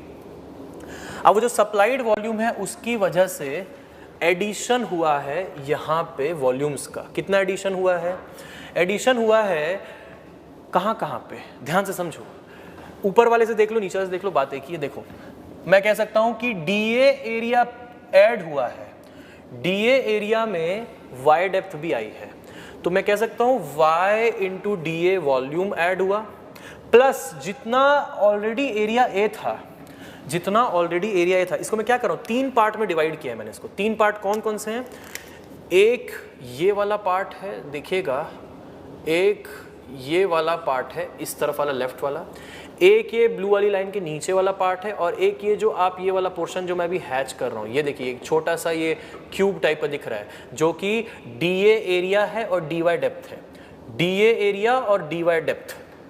तो ये पूरा वॉल्यूम ऐड हुआ है ना, मतलब पहले कितना था देखना, पहले था कितना, इतना था ऐसा, ये एक पर्टिकुलर वॉल्यूम था पहले इतना, ठीक। अब इसमें क्या हुआ, इसमें एडिशनल इतने एरिया में तो आया ही, उसके साथ साथ इस पे और भी और एरिया भी ऐड हुआ। तो ये 3 चीज़ें हैं, एक ये वाला एरिया और उसके बाद फिर DA इंटू DY और एडिशनल जो DY एक एरिया पे आया वो आया। तो ऐसे करके हम लोग यहाँ पे समझ पा रहे हैं कि यहाँ पे 3 वॉल्यूम्स हैं जो कि ऐड हो रहे हैं। कौन कौन से 3 वॉल्यूम, Y इंटू DA हो रहा है, ठीक है, Y इंटू DA हो रहा है, प्लस A एरिया जो पहले से इरिगेटेड थी उसमें DY डेप्थ बढ़ी है, जैसे A एरिया जो पहले से इरिगेटेड थी उसमें DY डेप्थ बढ़ी है, Y डेप्थ DA एरिया में बढ़ा है, और उसके बाद यहाँ से देखो ये पर्टिकुलर एरिया भी तो है, हमने इसको ले लिया, हमने इसको ले लिया, ये भी तो है। इस पर्टिकुलर क्यूब को आप देख रहे हो, इसका एरिया कितना है, ये क्यूबॉइड है, तो DA है और डेप्थ कितनी है DY, तो वॉल्यूम कितना हो गया इस छोटे से पोर्शन का, DA इंटू DY। तो प्लस करेंगे हम DA इंटू DY। अब ये जो DA इंटू DY है ये बहुत ही इन्फिनिटेसिमली स्मॉल है, ये DA into DY, can this be treated as 0? Yes, that is why किताबों में लिखा ही नहीं रहता, DA इंटू DY का टर्म आपको दिखता ही नहीं है। तो बचता है हमारे पास सिर्फ इतना, Q into DT is equal to YDA plus ADY, बस इतना ही बचता है, ठीक है। अब देखिए यहाँ पे क्या है, अब यहाँ पे 3 वेरिएबल आ रहे हैं, DT आ रहा है, DA आ रहा है, DY आ रहा है, ठीक बात भी है ना, DT तो वेरिएबल है ही, DA भी है, एरिया भी बढ़ रहा है, डेप्थ भी बढ़ रहा है, लेकिन हम इंटीग्रेट तो 2 वेरिएबल्स में ही कर पाते हैं, 3 में नहीं कर पाते, तो किसी न किसी तरीके से हमें चेंज तो करना पड़ेगा। तो कैसे कर सकते हैं इसको, ऐसे कर सकते हैं हम, DY जो डेप्थ इंक्रीमेंट हुआ है उसको हम F इंटू DT भी तो लिख सकते हैं। F क्या है, इन्फिल्ट्रेशन रेट, तो जो Y डेप्थ अंदर पेनिट्रेट करेगी वो किस रेट से करेगी, F के रेट से, कितने समय में, टाइम t में। F का यूनिट क्या था, F का यूनिट है सेंटीमीटर पर आवर, जैसे मल्टीप्लाइड बाय आवर, मिल गया ना, सेंटीमीटर मतलब डेप्थ का यूनिट। तो आप बात समझ पा रहे होंगे कि dy जो मोमेंटरली जो डेप्थ इंक्रीज हुई है उसको मैं लिख सकता हूँ कि सॉइल में जो इन्फिल्ट्रेशन रेट है multiplied by that momentarily time, किस टाइम की बात हो रही है। तो dy can be written as f into dt। तो हर dt में f के रेट से अगर होगा तो dy डेप्थ पेनिट्रेट होता चला जाएगा, सिंपल। तो dy is equal to f into dt, एक लीनियर रिलेशन भी है। इसको अगर हम यहाँ पे पुट करेंगे, किसको, dy को यहाँ पे पुट करेंगे तो ये हो जाएगा q into d t is equal to y into d a plus ये a into f into d t हो जाएगा। अब क्या करेंगे, इसको लेफ्ट साइड लेकर के आओ, q minus A f into d t is equal to y into d a हो जाएगा। अब इसके बाद हम इसको इंटीग्रेट कर देंगे तो d t is equal to y d a divided by q minus A f. अब ये जो d a by q minus A f है इसको इंटीग्रेट कर देंगे हम, वहीं से हमारा रिलेशन बनता है। कैसे रिलेशन बनता है, अब मैं चाहता तो इसको स्मॉल ए ले सकता था, मैंने बिग ए ले लिया, कोई बात नहीं। एरिया, पूरी एरिया 0 से a तक इंटीग्रेट होने में 0 से t तक का समय लगेगा। अब इसको आप इंटीग्रेट करेंगे तो यहाँ से ये हमारा टाइम दे देगा simply y by F ln हो जाएगा कि नहीं, 1 upon that q minus A f है, ln q upon q minus a into f. अब ऐसा करके ये रिलेशन जो मैंने बताया ये आता है, ठीक है। This is the relation which comes. तो ये रिलेशन का वो रहा डेरिवेशन। अब एक काम करो, इनको ना डेरिवेशन एक बार पूरा दिखा दो। तो ये क्या करेंगे, पॉज करके लिख लेंगे पूरा डेरिवेशन। कैमरा को ना इधर लेके आओ, इधर पे दिखा दिए, आ रहा है पूरा, है ना। हाँ, तो ये लोग पॉज करके अब यहाँ से पूरा लिख लेंगे। हम लोग आते हैं इधर पे, अब आ जाओ इधर, ठीक। So t is equal to y by f ln q upon q minus A f. This is the equation for time. तो ये होता है बॉर्डर स्ट्रिप इरिगेशन में एक स्ट्रिप के इरिगेट होने का समय, ठीक है। यहाँ से एक और चीज़ निकलती है, क्या चीज़ निकलती है, maximum area that can be irrigated. क्या, maximum area that can be irrigated, A max निकालना है कि अगर हमारे पास एक क्यू डिस्चार्ज बना रहे तो हम मैक्सिमम कितना एरिया स्ट्रिप का इरिगेट कर सकते हैं, उससे ज़्यादा इरिगेशन नहीं कर सकते। ऐसा क्यों नहीं होता कि मैक्सिमम एरिया इनफाइनाइट हो जाए, ऐसा क्यों नहीं होता कि मैक्सिमम एरिया जो है वो इन्फिनिटी हो जाए, कि भाई इनफाइनाइट टाइम तक हम इरिगेट करते रहें तो maximum area irrigated will be also infinite. It does not happen like that. Why? It does not happen like that because, बात समझिए, एक इक्विलिब्रियम पे पहुंचेंगे हम। इक्विलिब्रियम कंडीशन वो होगी जहां पे जिस रेट से अंदर आ रहा है पानी, उसी रेट से नीचे भी जा रहा है पानी। जिस रेट से अंदर आ रहा है पानी, उस रेट से नीचे भी जा रहा है पानी। जितना वॉल्यूम आ रहा है पानी का, उतना वॉल्यूम उस मोमेंट पे अंदर भी जा रहा है। क्यों?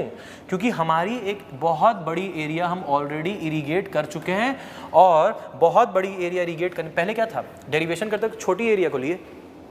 छोटी एरिया कब तक इरिगेट हो सकती है, तब तक इरिगेट हो सकती है, टाइम रिक्वायर्ड, लेकिन एक लिमिट है उसकी। क्यों? क्योंकि एक मोमेंट ऐसा आएगा जब आप इतनी ज़्यादा एरिया को गीला कर चुके होंगे कि उसमें से जो पेनिट्रेशन का रेट होगा वो बराबर हो जाएगा किसके, इनकमिंग वाटर के।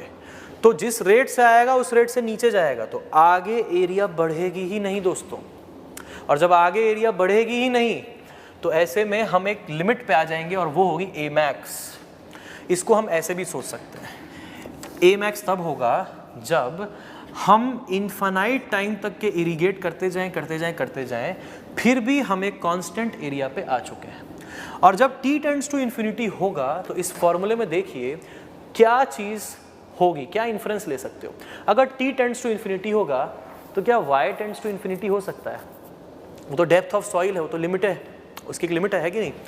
f 0 हो सकता है? नहीं, सॉइल है, कुछ ना कुछ तो f होगा, इन्फिल्ट्रेशन रेट कुछ ना कुछ तो होगा। ln के अंदर देखिए क्या q इन्फाइनाइट हो सकता है? q तो इन्फाइनाइट है ही नहीं, एक कांस्टेंट डिस्चार्ज है q, पहले से ही उसको लेके ही हमने डेरिवेशन किया है। तो इसका मतलब ये है कि नीचे वाली टर्म 0 हो सकती है, तभी जाके ये t इन्फाइनाइट हो सकता है। तो नीचे वाली टर्म 0 होने का मतलब क्या है कि इसका मतलब है q minus A f is equal to 0। अगर Q minus A f is equal to 0, इसका मतलब A is equal to Q by f. और अगर A is equal to Q by F है तो क्या यही एरिया मैक्सिमम एरिया भी है? यस। क्यों? क्योंकि यहाँ पे Q is equal to A into f हो चुका है। मतलब जिस रेट से आ रहा है तो इतनी एरिया हम ऑलरेडी इरिगेट कर चुके हैं कि अगर एक इन्फिल्ट्रेशन रेट है F जिसके थ्रू पानी अंदर जाता है, तो इस area multiplied by infiltration rate की वैल्यू हमारे इनकमिंग डिस्चार्ज के बराबर हो चुकी है। तो ये एरिया कुछ नहीं है, यही है हमारा मैक्सिमम एरिया। ऑब्जेक्टिव्स में क्वेश्चन आते हैं तो जब कभी पूछा जाए what is the maximum area that can be irrigated, the maximum area that can be irrigated is nothing but Q by f. All right, तो इस तरीके से अब हम लोग आते हैं हमारे वर्कबुक के क्वेश्चन पे। So I want that you solve the workbook question. So this is about the border strip irrigation. Now coming to the question given in your workbook, solve it. You can pause the video, right, मुझे wait करने की ज़रूरत नहीं है आपके लिए। मैं आपको क्वेश्चन का नंबर बता दे रहा हूँ, आप सॉल्व करिए, पॉज करिए वीडियो को, फिर उसके बाद यहाँ पे देख सकते हैं। ठीक है, वर्कबुक पे आते हैं। राइट, यस, तो है वर्कबुक में हमारा yes chapter number 1 introduction to irrigation and methods of irrigation, and in that question number 4 and question number 5। दो क्वेश्चन करने हैं आपको, क्वेश्चन नंबर 4 करना है, क्वेश्चन नंबर 5 करना है। Pause the video, do these 2 questions and then you see the solutions also. ठीक है,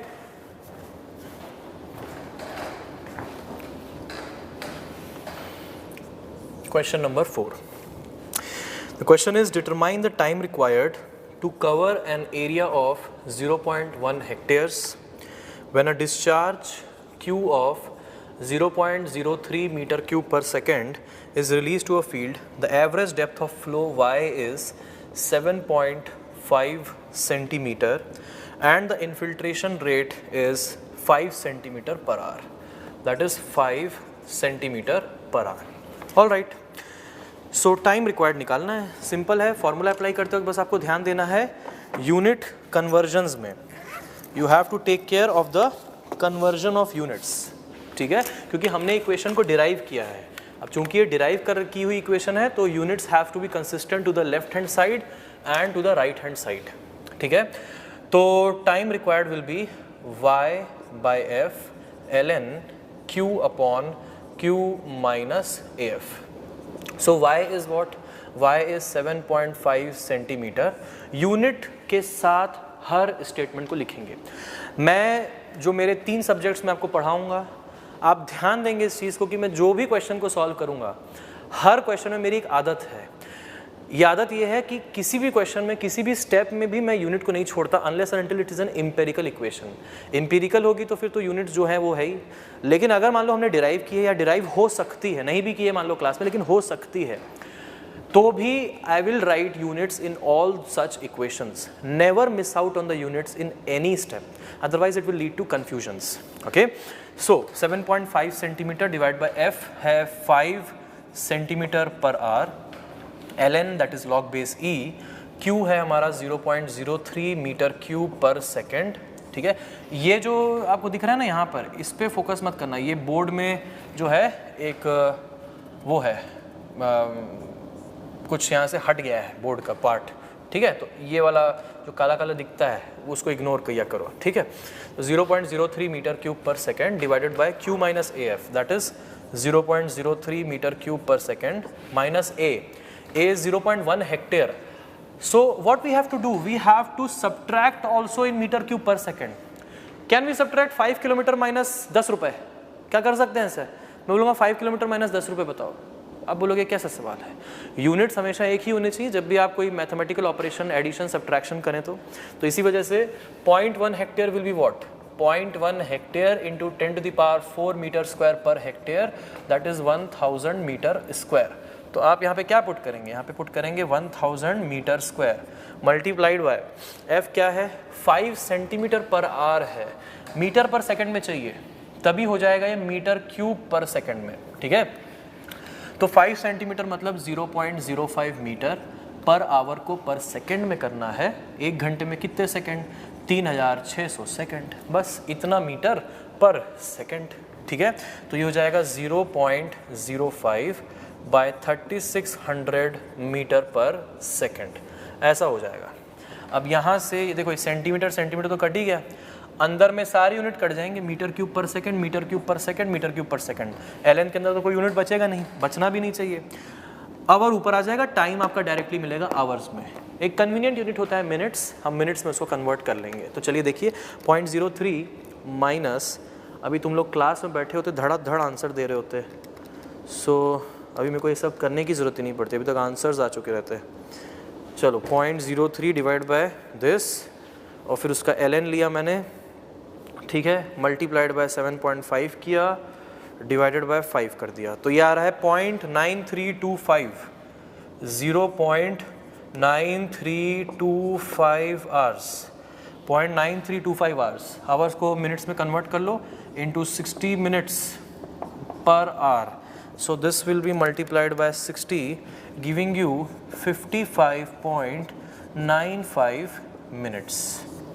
इस तरीके से ये हो गया हमारा क्वेश्चन नंबर 4 सॉल्व्ड। ठीक है, इसके बाद सॉल्व करना है हमें क्वेश्चन नंबर 5।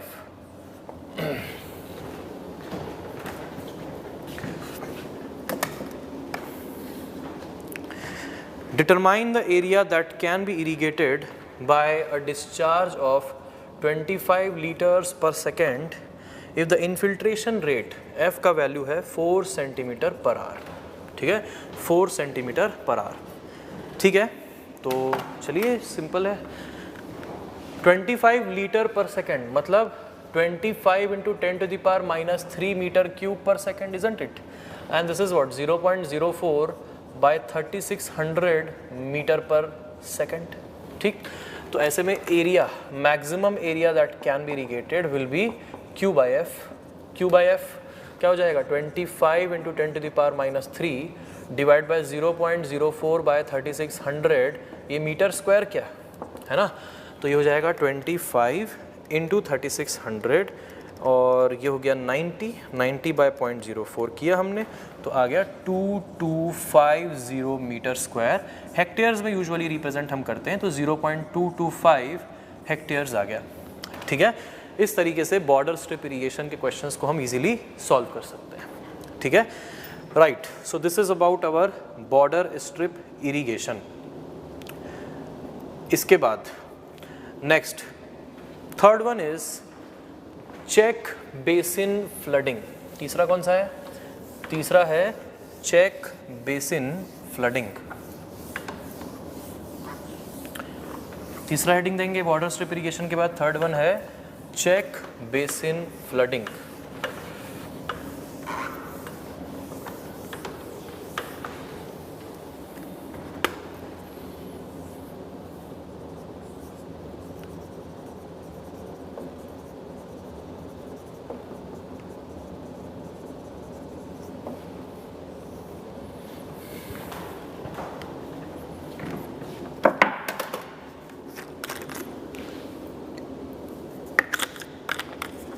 चेक बेसिन में हमने देखा भी था, करते क्या है चेक बेसिन में, डायग्राम में बना दे रहा हूँ यहाँ पे पहले, कि हम लोग फील्ड के बीच में से पहले एक मेन सप्लाई डिच बना देते हैं। ऐसे करके एक मेन सप्लाई डिच होती है, ये मेन सप्लाई डिच ऐसा होता है, और फिर इसको हम लोग स्क्वायर्स, रेक्टेंगल्स के फॉर्म में डिवाइड करके इंडिविजुअल एरियाज को टारगेट करते हुए वहाँ पे पानी को इंश्योर करते हैं। तो ये होता है हमारा चेक बेसिन फ्लडिंग। ठीक है, चलिए लिखिए इसके बारे में। Let us start writing, write down. It is a modified form of ordinary flooding. It is a modified form of ordinary flooding in which it is a modified form of ordinary flooding in which flow is systematically controlled, in which flow is systematically controlled, flow is systematically controlled. Full stop. Next point. In this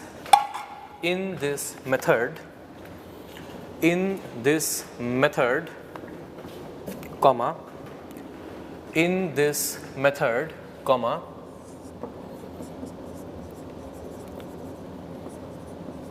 in this method, comma, a main supply ditch,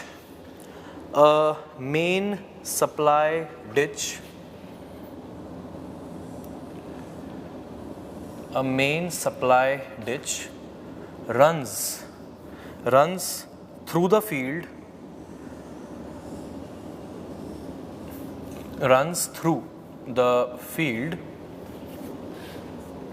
main supply ditch runs through the field, and the area is divided into a number of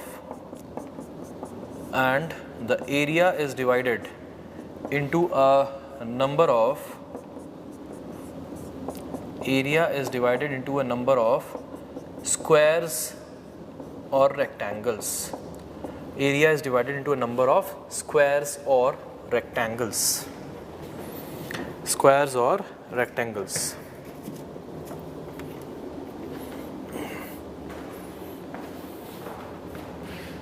All right. Note में लिखिएगा एक point. Write down a point in note. Note में लिखिए एक point. It may be used for fine soils. It may be used for fine soils. It may be used for fine soils to obtain desired percolation.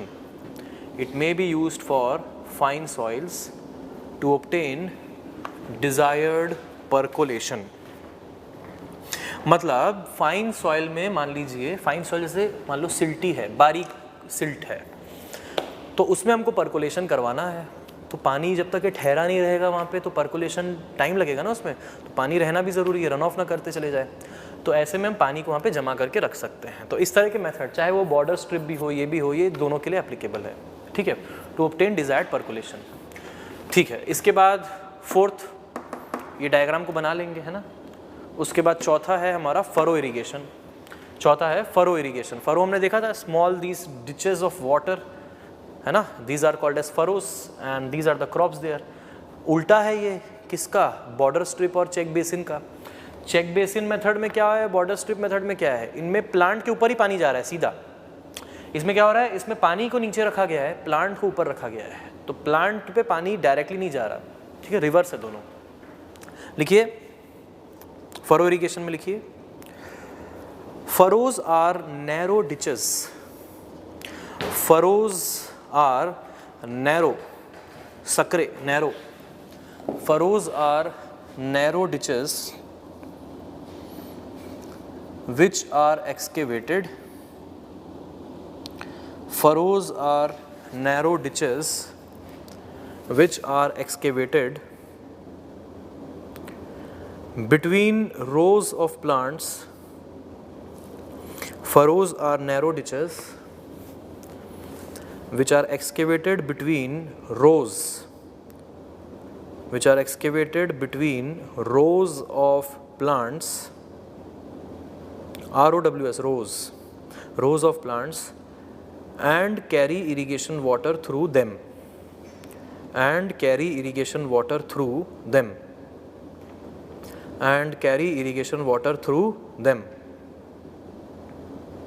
Full stop.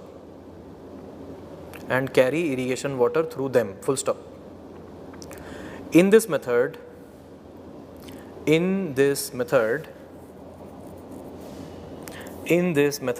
comma, only 20 to 50% of the field area is wetted. In this method, comma, only 20 to 50%, 20 to 50% of the field area is wetted.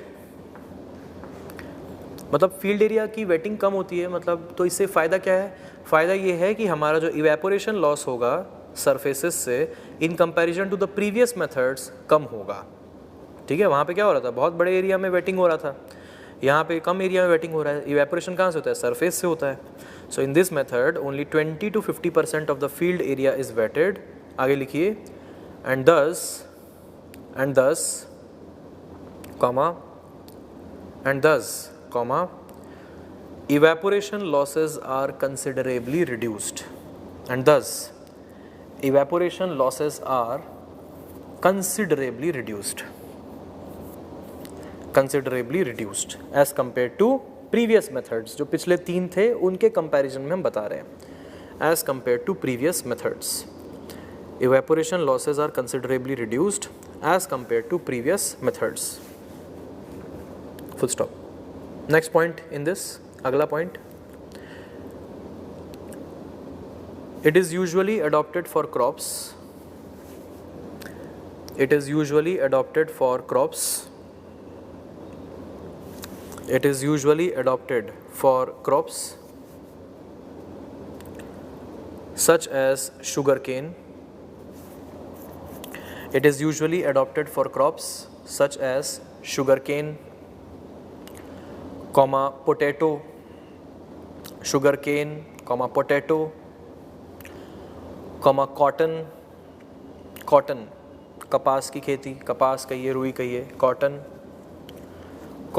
Leafy vegetables, leafy जो पत्ते वाली सब्जियां होती हैं, leafy vegetables. Potato के लिए क्यों use करते हैं, पटेटो, नहीं तो पटेटो ज़मीन के नीचे होता है, अगर डायरेक्टली पानी डिस्चार्ज करोगे तो गल जाएंगे पटेटो, आलू सड़ जाएंगे, है ना।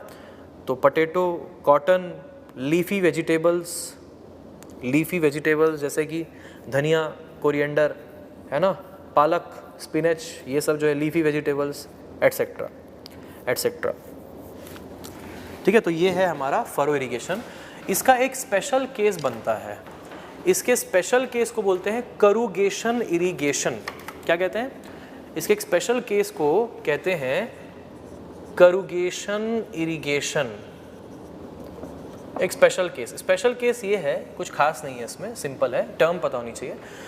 जब भी कभी हम फरोज बनाते हैं, वो फरोज जो होते हैं वो बड़े नहीं होते, रिलेटिवली बहुत ही स्मॉल प्रोजेक्शंस होते हैं फील्ड में, ऐसे बहुत छोटे छोटे प्रोजेक्शंस, मतलब इतने छोटे छोटे प्रोजेक्शंस, इसमें पानी भेज रहे हैं। तो इस तरीके के जो छोटे फरोज होते हैं, काफ़ी छोटे, सिंपली प्रोजेक्शंस टाइप के, जो बहुत ज़्यादा डिस्चार्ज भी कैरी नहीं कर सकते, इनको बोलते हैं करूगेशंस।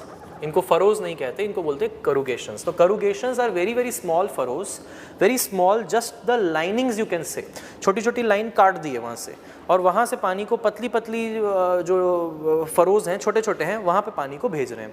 तो इस तरीके के करूगेशन इरिगेशन भी किया जा सकता है छोटे छोटे क्रॉप्स के लिए। ठीक है, तो चलिए लिखिए, गिव अ सब heading in this furrow irrigation में ही सब हेडिंग दीजिए स्पेशल केस। ठीक है, इसमें स्पेशल केस लिखिए, small shallow furrows, small shallow furrows,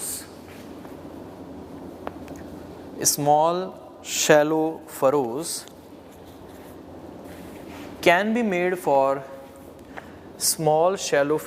can be made for very close growing crops. बहुत ज़्यादा जो पास में होते हैं ना, उनके बीच में से छोटे छोटे करोगेशन बना सकते हैं. Very close growing crops. Small shallow furrows can be made for very close growing crops. These are called as corrugations. These are called as corrugations. These are called as corrugations, and the method is called as corrugation irrigation. These are called as corrugations, and the method is called as corrugation irrigation. And the method is called as corrugation irrigation. ठीक है, अब वही video pause करिए, diagram बनाइए.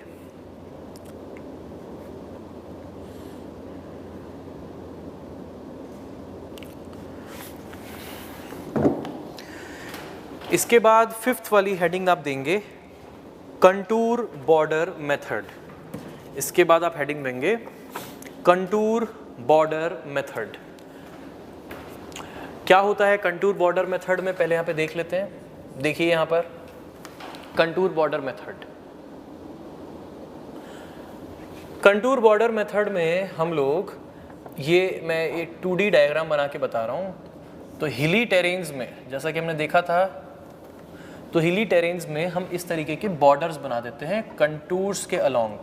तो ऐसे में होता क्या है कि पानी का लॉस बहुत ज़्यादा नहीं होता है, एक पर्टिकुलर डेप्थ हम मेंटेन कर पाते हैं, इसके बाद बचा हुआ पानी नीचे आता है, फिर ये जो है क्रॉप में यूटिलाइज होता है, फिर एक्स्ट्रा पानी फिर नीचे जाता है, फिर दूसरे क्रॉप के लिए यूटिलाइज होता है। तो ऐसे में हम रन ऑफ लॉसेस को बहुत अच्छे खासे वे में प्रिवेंट कर पाते हैं। तो that is what is a contour border method. क्या है ये है contour border method of irrigation. तो चलिए लिखिए इसके बारे में, right it down. It is a type of flooding in which it is a type of flooding in which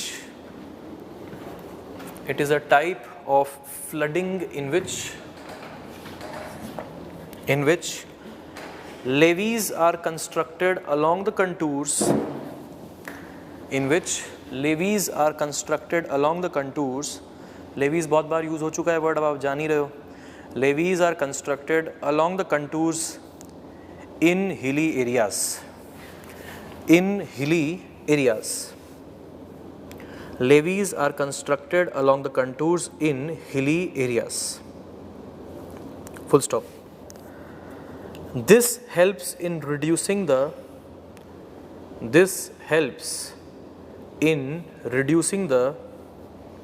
runoff losses, this helps in reducing the runoff losses significantly, this helps in reducing the runoff losses significantly।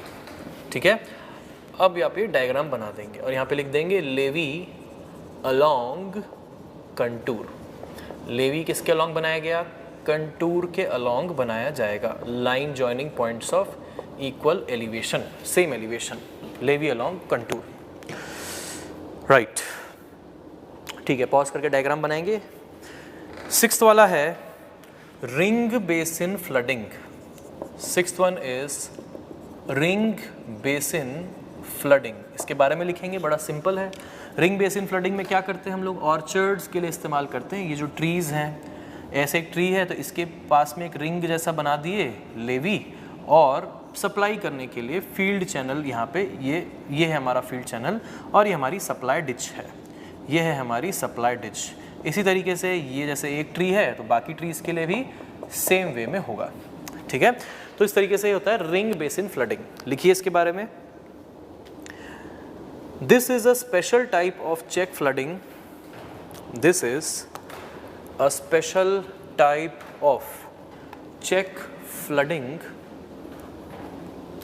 This is a special type of check flooding and is specifically adopted for orchard trees, and is specifically adopted for which trees? Orchard trees, and is specifically adopted for orchard trees। Next point, small basins are made, small basins, BASINS, small basins are made around the stem of the tree, around the stem, STEM, stem of the tree, around the stem of the tree, and the water is allowed to stand,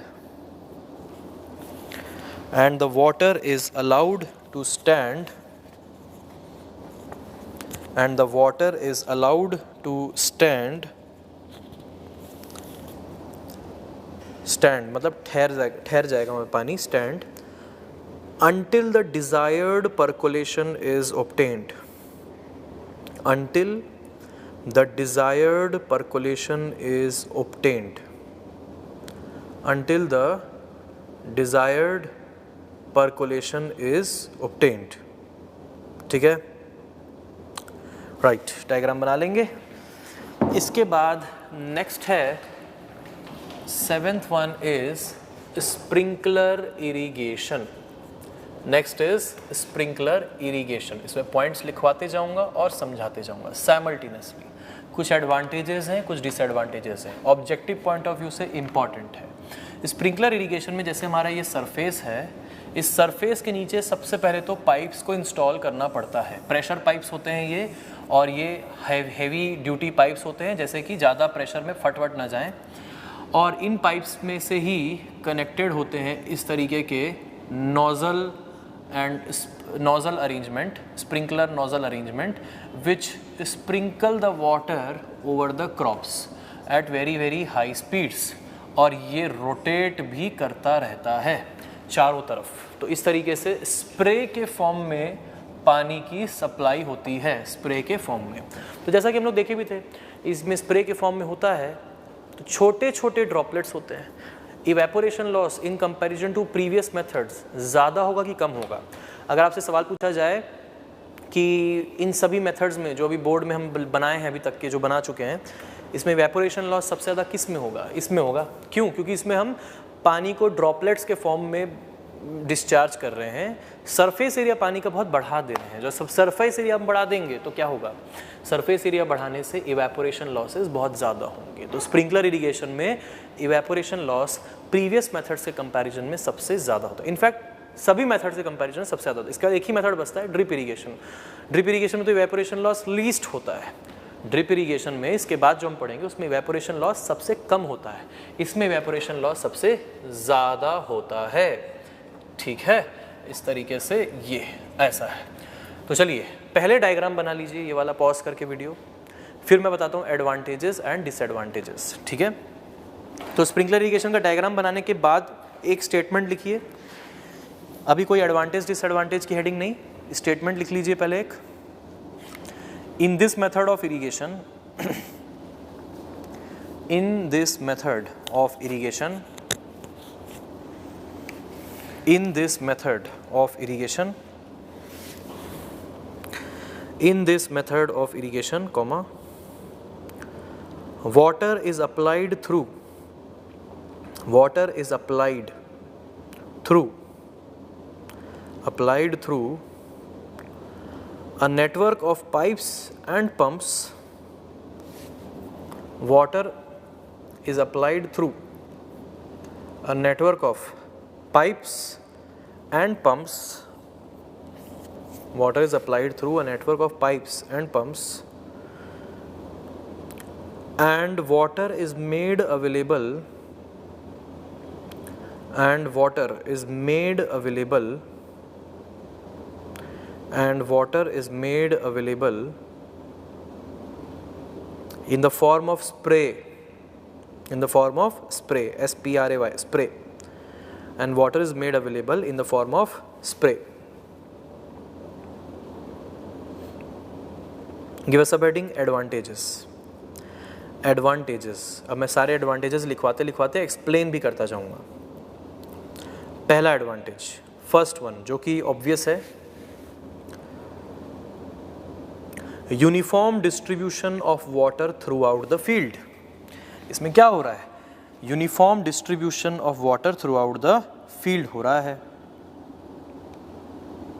uniform distribution of water through out the field. जैसे for example अगर बाकी methods में आप देखेंगे तो जहाँ से पानी एंट्री कर रहा है, हेड ऑफ द फील्ड की तरफ जो है पानी ज़्यादा पेनिट्रेट कर जाता है. जैसे मान लो बॉर्डर स्ट्रिप की मैं बात करता हूँ, तो बॉर्डर स्ट्रिप इरिगेशन, जैसे एक स्ट्रिप दिखा रहा हूँ, तो जहाँ से पानी एंटर कर रहा है उसको बोलेंगे हेड ऑफ द फील्ड.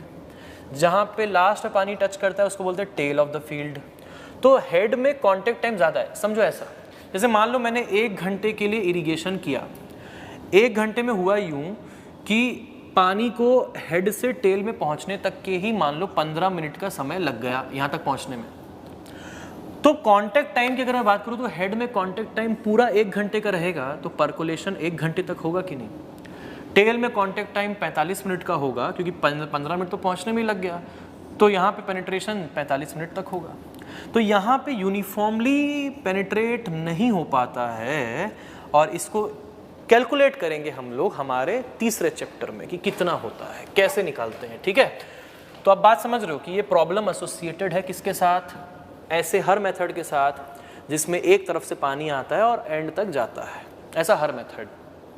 इसमें ऐसा होगा क्या, नहीं होगा, इसमें स्प्रे है तो हर तरफ इसमें ऑलमोस्ट यूनिफॉर्मली डिस्ट्रीब्यूट हो जाता है, ऑलमोस्ट, ठीक है। इसमें कंपैरेटिवली बहुत अच्छा डिस्ट्रीब्यूशन ऑब्टेन होता है। तो पहला एडवांटेज तो यही हो गया।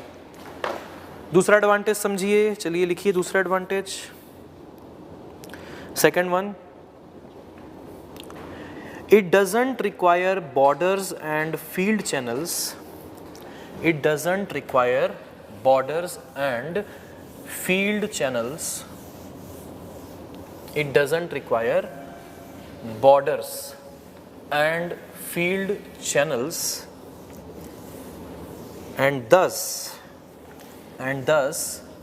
comma more land is available, and thus more land is available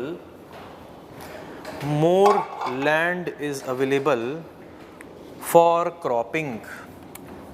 More land is available for cropping, ये तो हमने देखा ही, ठीक है। ज़्यादा एरिया अवेलेबल है in comparison to previous methods.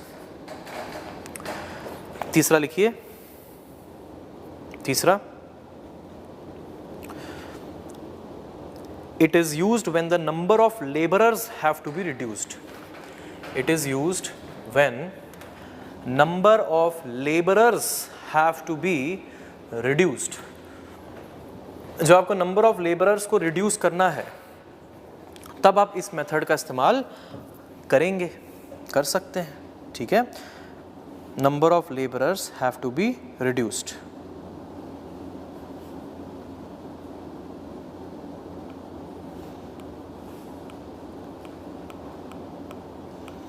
ठीक है, इसके बाद चौथा लिखिए, it can be used when the topography is irregular. It can be used when the topography is irregular.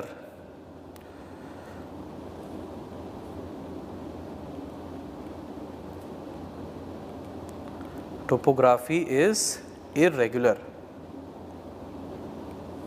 ऐसा क्यों हो रहा है? ऐसा क्यों हो रहा है कि इरेगुलर टोपोग्राफी में हम लोग स्प्रिंकलर इरिगेशन का इस्तेमाल कर पा रहे हैं? इरेगुलर टोपोग्राफी मतलब होता है उबड़ खाबड़ ज़मीन हो सकती है, ऐसे ऐसे ऐसे ऐसे चल रहा है। ये मैंने थोड़ा एग्जैजरेट करके बताया, लेकिन एक ज़मीन में आपको पता है ना, थोड़ा उबड़ खाबड़ नीचे से ऊपर ज़मीन तो होती है। तो ऐसे में क्या होता है कि जब हम पानी डिस्चार्ज करते हैं ऐसी ज़मीन में, तो ऐसे में वाटर के पॉकेट्स बनते चले जाएंगे। यहाँ पे पानी भर जाएगा, फिर यहाँ पे पानी भर जाएगा, अलग अलग पॉकेट्स बनते जाएंगे। लेकिन अगर वही मान लो एक स्प्रिंकलर सिस्टम है, यहाँ से पाइप जा रहा है, ठीक है, ये थोड़ा एकदम जूम इन करके मैं दिखा रहा हूँ आपको, तो यहाँ से पाइप जा रहा है और एक स्प्रिंकलर सिस्टम लगा हुआ है, तो अब लैंड उबड़ खाबड़ हो या नहीं हो फ़र्क नहीं पड़ता, हर जगह यूनिफॉर्म एप्लीकेशन हो ही जाएगा, ऐसा है, ठीक है। इसके बाद नेक्स्ट पॉइंट लिखिए, नेक्स्ट पॉइंट लिखिए, it is preferred when the soil is permeable. Very important point for objectives. It is preferred when the soil is permeable, यानी कि सैंडी सॉइल। सैंडी सॉइल में अगर खेती हो रही है, एग्रीकल्चरल एक्टिविटी हो रही है, तो सैंडी सॉइल में स्प्रिंकलर सिस्टम को प्रिफर किया जाता है, समझिए।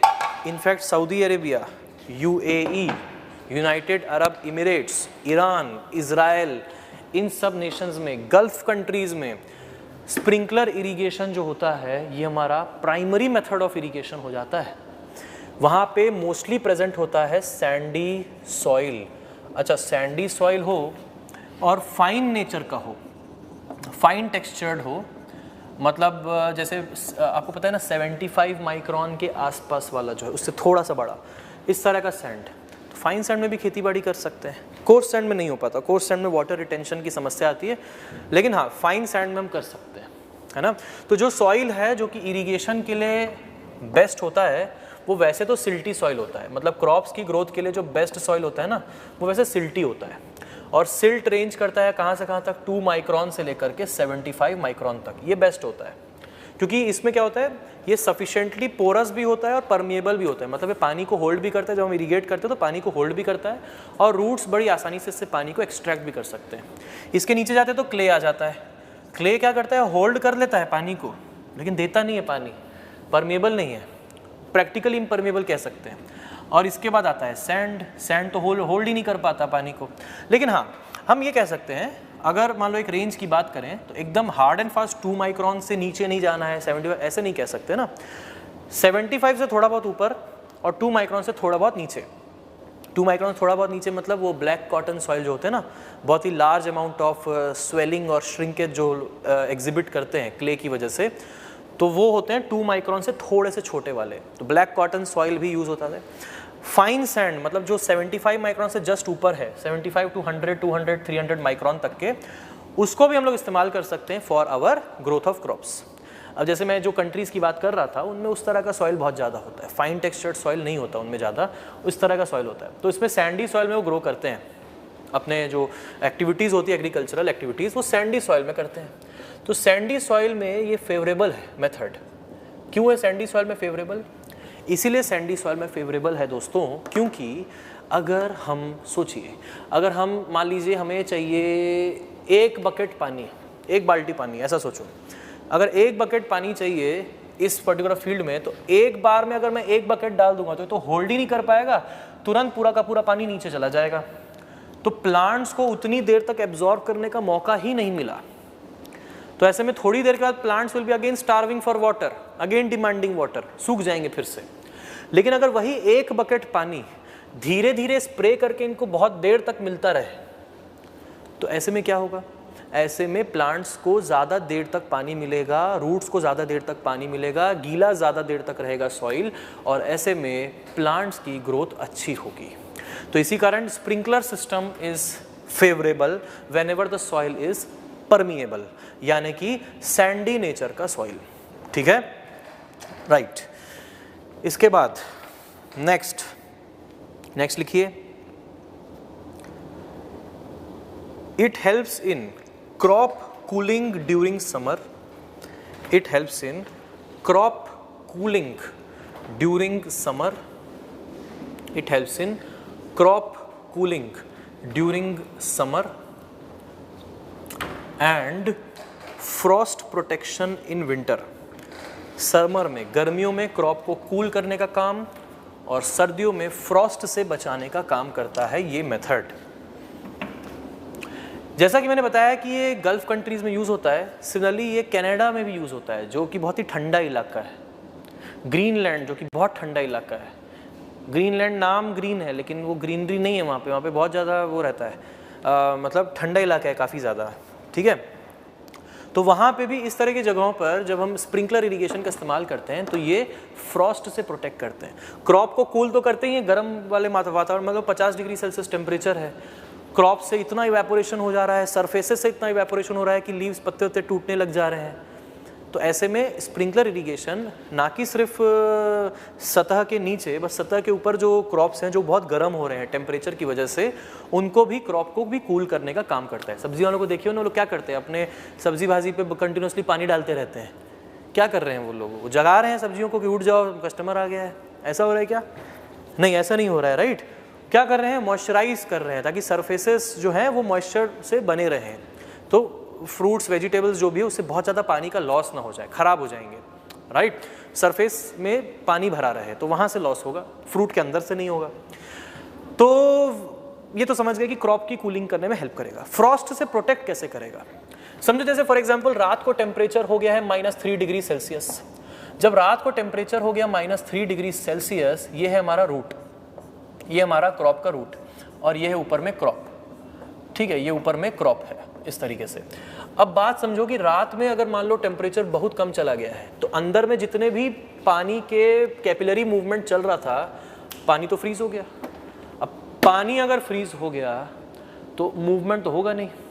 अब सुबह जब सुबह होगी, मान लो टेम्परेचर हो गया 6 डिग्री 7 डिग्री सेल्सियस टेम्परेचर, सुबह नॉर्मल टेम्परेचर पे आ गया, तो अब हम क्या करेंगे, अब हम स्प्रिंकलर इरिगेशन कर देंगे।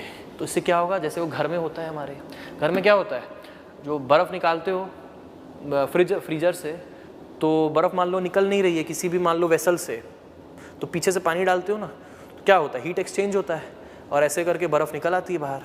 यहाँ पे भी हीट एक्सचेंज होगा। जब स्प्रिंकलर इरिगेशन जाएगा तो जो अंदर में कैपिलरीज में वाटर फ्रीज कर गया है, हीट ट्रांसफ़र होगी तो वापस आइस से जल्दी से कन्वर्ट हो जाएगा वाटर में और फिर से कैपिलरी मूवमेंट स्टार्ट होगा।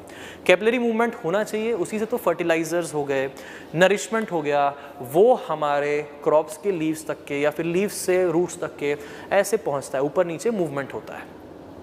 तो इसीलिए sprinkler irrigation helps in those areas where there is extremes of the temperatures, जैसे कि बहुत गर्म इलाके और बहुत ठंडे इलाके। ठीक है, तो ये हुए सारे के सारे एडवांटेजेस ऑफ स्प्रिंकलर इरिगेशन। इसके बाद अब हम लोग देखते हैं नेक्स्ट है disadvantages. Give the sub heading disadvantages. Next है डिसएडवांटेजेस। मैं इसको इतना अच्छे से अभी यहीं पे करा दे रहा हूँ कि आप लोगों को लगेगा कि बिल्कुल क्लास में ही बैठे हो, और डाउट तो वैसे भी नहीं आता है, मेरे से कोई डाउट पूछने आता भी नहीं है कुछ खास, ऐसे इक्का दुक्का किसी का कोई डाउट रहता है, क्योंकि क्लास में ही हम ऐसा डिलीवर कर देते हैं कि कोई डाउट आता ही नहीं है। क्लास में ही ऐसा डिलीवर कर देते हैं कोई डाउट आता ही नहीं, तो इन जनरल भी कोई डाउट आता नहीं है, तो बेफिक्र रहो, है ना, तो बेफिक्र रहो, कोई डाउट भी नहीं आने वाला, सब कुछ अपने आप ही समझ में आ जाएगा। गिवन दैट आप वीडियो को बहुत ज़्यादा फास्ट फॉरवर्ड बैकवर्ड आगे पीछे नहीं कर रहे हो, है ना, जैसा चल रहा है चलने दो, ठीक है, बस चला के छोड़ दो वीडियो और पढ़ते जाओ साथ साथ, ठीक है। जहाँ पॉज करने बोल रहा हूँ वहाँ वीडियो को पॉज कर दो, ठीक है। बाकी ऐसा कोई डाउट नहीं आने वाला है। कोई आएगा तो अपन जब ग्रुप बनाएंगे बाद में तो उसमें पूछ लेना, यू आर फ्री, है ना। लेकिन हाँ, लेक्चर पहले अच्छे से देख लेना, ठीक है, उसके बाद। ठीक है भाई, चलिए आगे देखिए। डिसएडवांटेजेस में पहला लिखिएगा इवेपोरेशन लॉस इज हाईएस्ट। पहला लिखिएगा evaporation loss is highest. Evaporation loss is highest. दूसरा, it is easily influenced by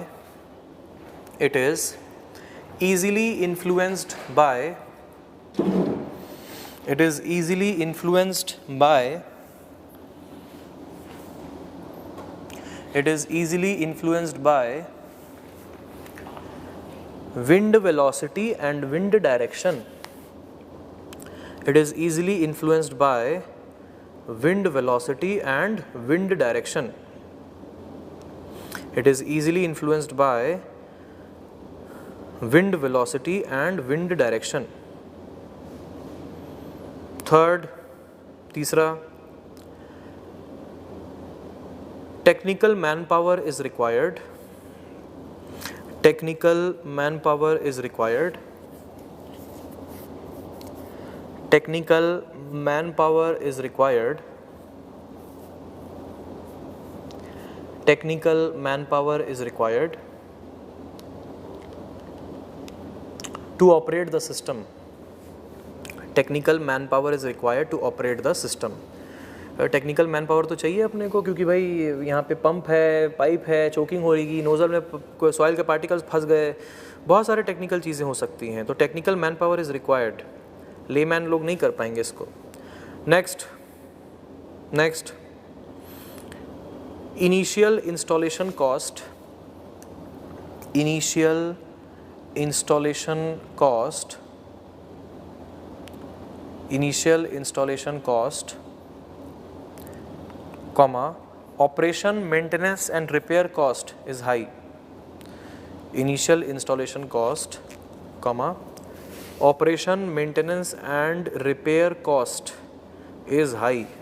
ये ज़्यादा होता है। Operation, maintenance and repair cost is high. Operation, maintenance and repair cost is high.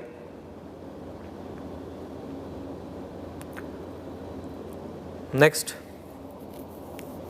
it is not suitable for heavy irrigation. Example, rice. It is not suitable for heavy irrigation.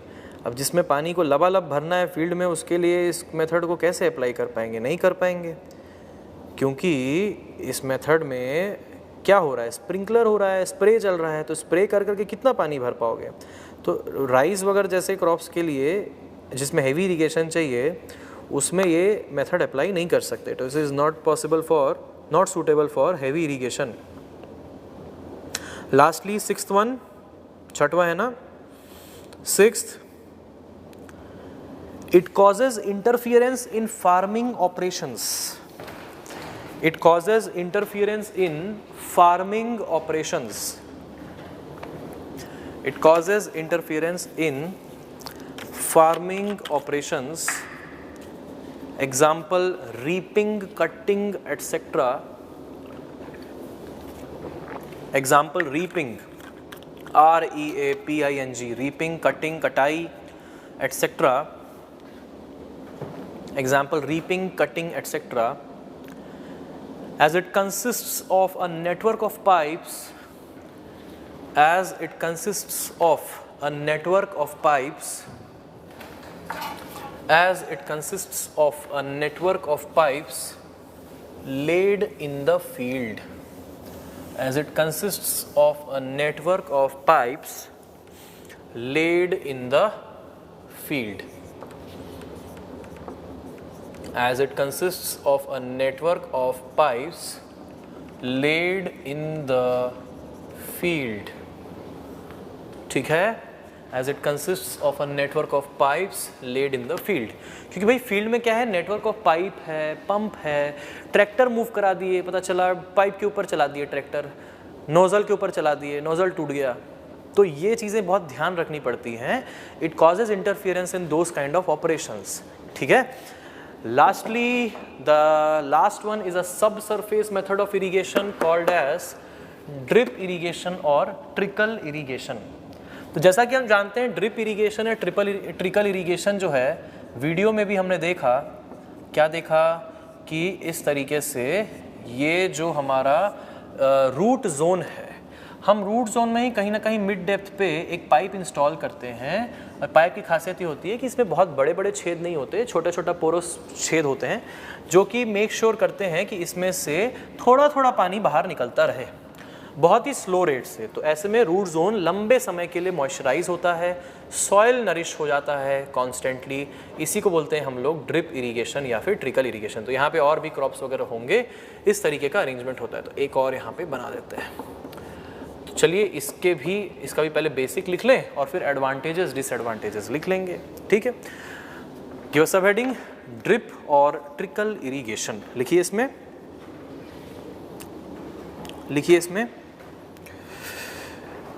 It is a subsurface method of irrigation. It is a subsurface method of irrigation. Subsurface method of irrigation which consists of a network of pipes. Subsurface method of irrigation which consists of a network of pipes, which consists of a network of pipes with drip nozzles, which consists of a network of pipes with drip nozzles, छोटे छोटे nozzle, बहुत ही बारीक, and the water is discharged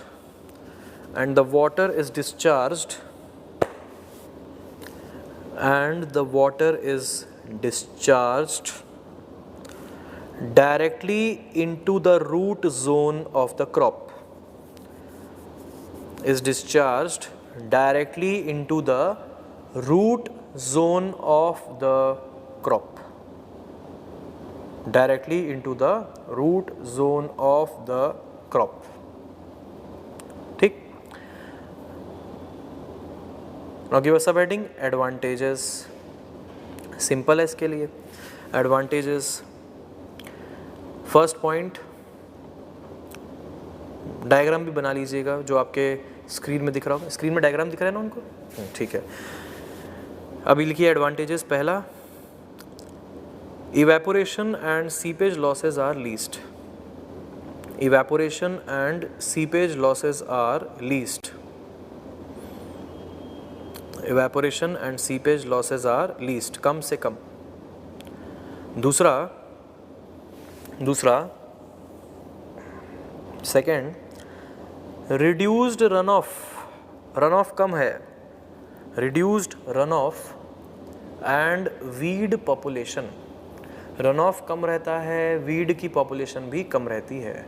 reduced run off and weed population. Weed माने unwanted plants, weed population. Third, it has highest water application efficiency. It has highest water application efficiency. मैं water application efficiency ऐसे ही अभी बता दे रहा हूँ, इसको numerically बताऊँगा third chapter में। एप्लीकेशन एफिशिएंसी होती है कि अगर आपने कितना पानी फील्ड में डाला और कितना एक्चुअली में रूट जोन में गया, इसकी वो एफिशिएंसी सबसे ज़्यादा है। क्यों? क्योंकि इसमें आपने जितना पानी डाला है उसका बहुत बड़ा पोर्शन रूट जोन में जाता है और लॉसेस बहुत ही कम रहते हैं। इसी कारण इसकी एप्लीकेशन एफिशिएंसी बहुत ज़्यादा होती है। ना इवेपोरेशन होता है, सीपेज लॉस बहुत कम होता है। हम धीरे धीरे पानी डालते हैं तो बहुत धीरे धीरे एब्जॉर्ब होता जाता है। तो ऐसे करके रिड्यूस्ड, और जब लगता है कि सीपेज बहुत ज़्यादा हो रहा है, कभी कभी मान लो सीपेज हो भी सकता है, तो हम सिस्टम को बंद कर देंगे। हमारे ऊपर है, हम सिस्टम बंद कर देंगे, राइट। तो इसमें हमारा कंट्रोल बहुत अच्छा एस्टैब्लिश होता है। Next, disadvantages. इसके डिसएडवांटेजेस बिल्कुल स्प्रिंकलर जैसे ही हैं, लिखते जाइए। डिसएडवांटेजेस में पहला, डिसएडवांटेजेस में पहला लिखिए, this method can not be used, this method can not be used when heavy irrigation is required. This method cannot be used when heavy irrigation is required. Example इसका, example rice, जैसा sprinkler में था बिल्कुल वैसा ही example rice. दूसरा, second, it also interferes with farming operations. It also interferes with farming operations. It also interferes with farming operations, जैसे कि sprinkler कर रहा था। Third, initial installation cost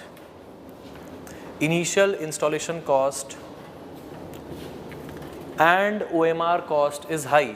OMR अब शॉर्ट में लिखेंगे अब से, ऑपरेशन, मेंटेनेंस, रिपेयर, तीनों को मिलाकर OMR cost is high.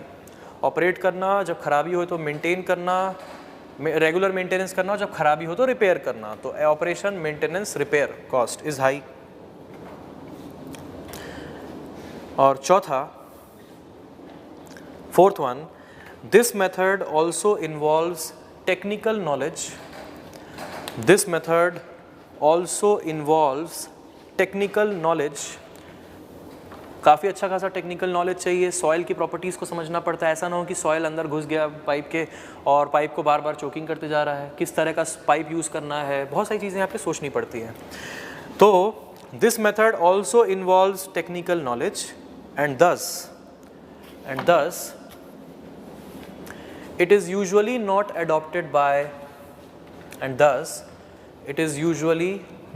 adopted by ordinary cultivators.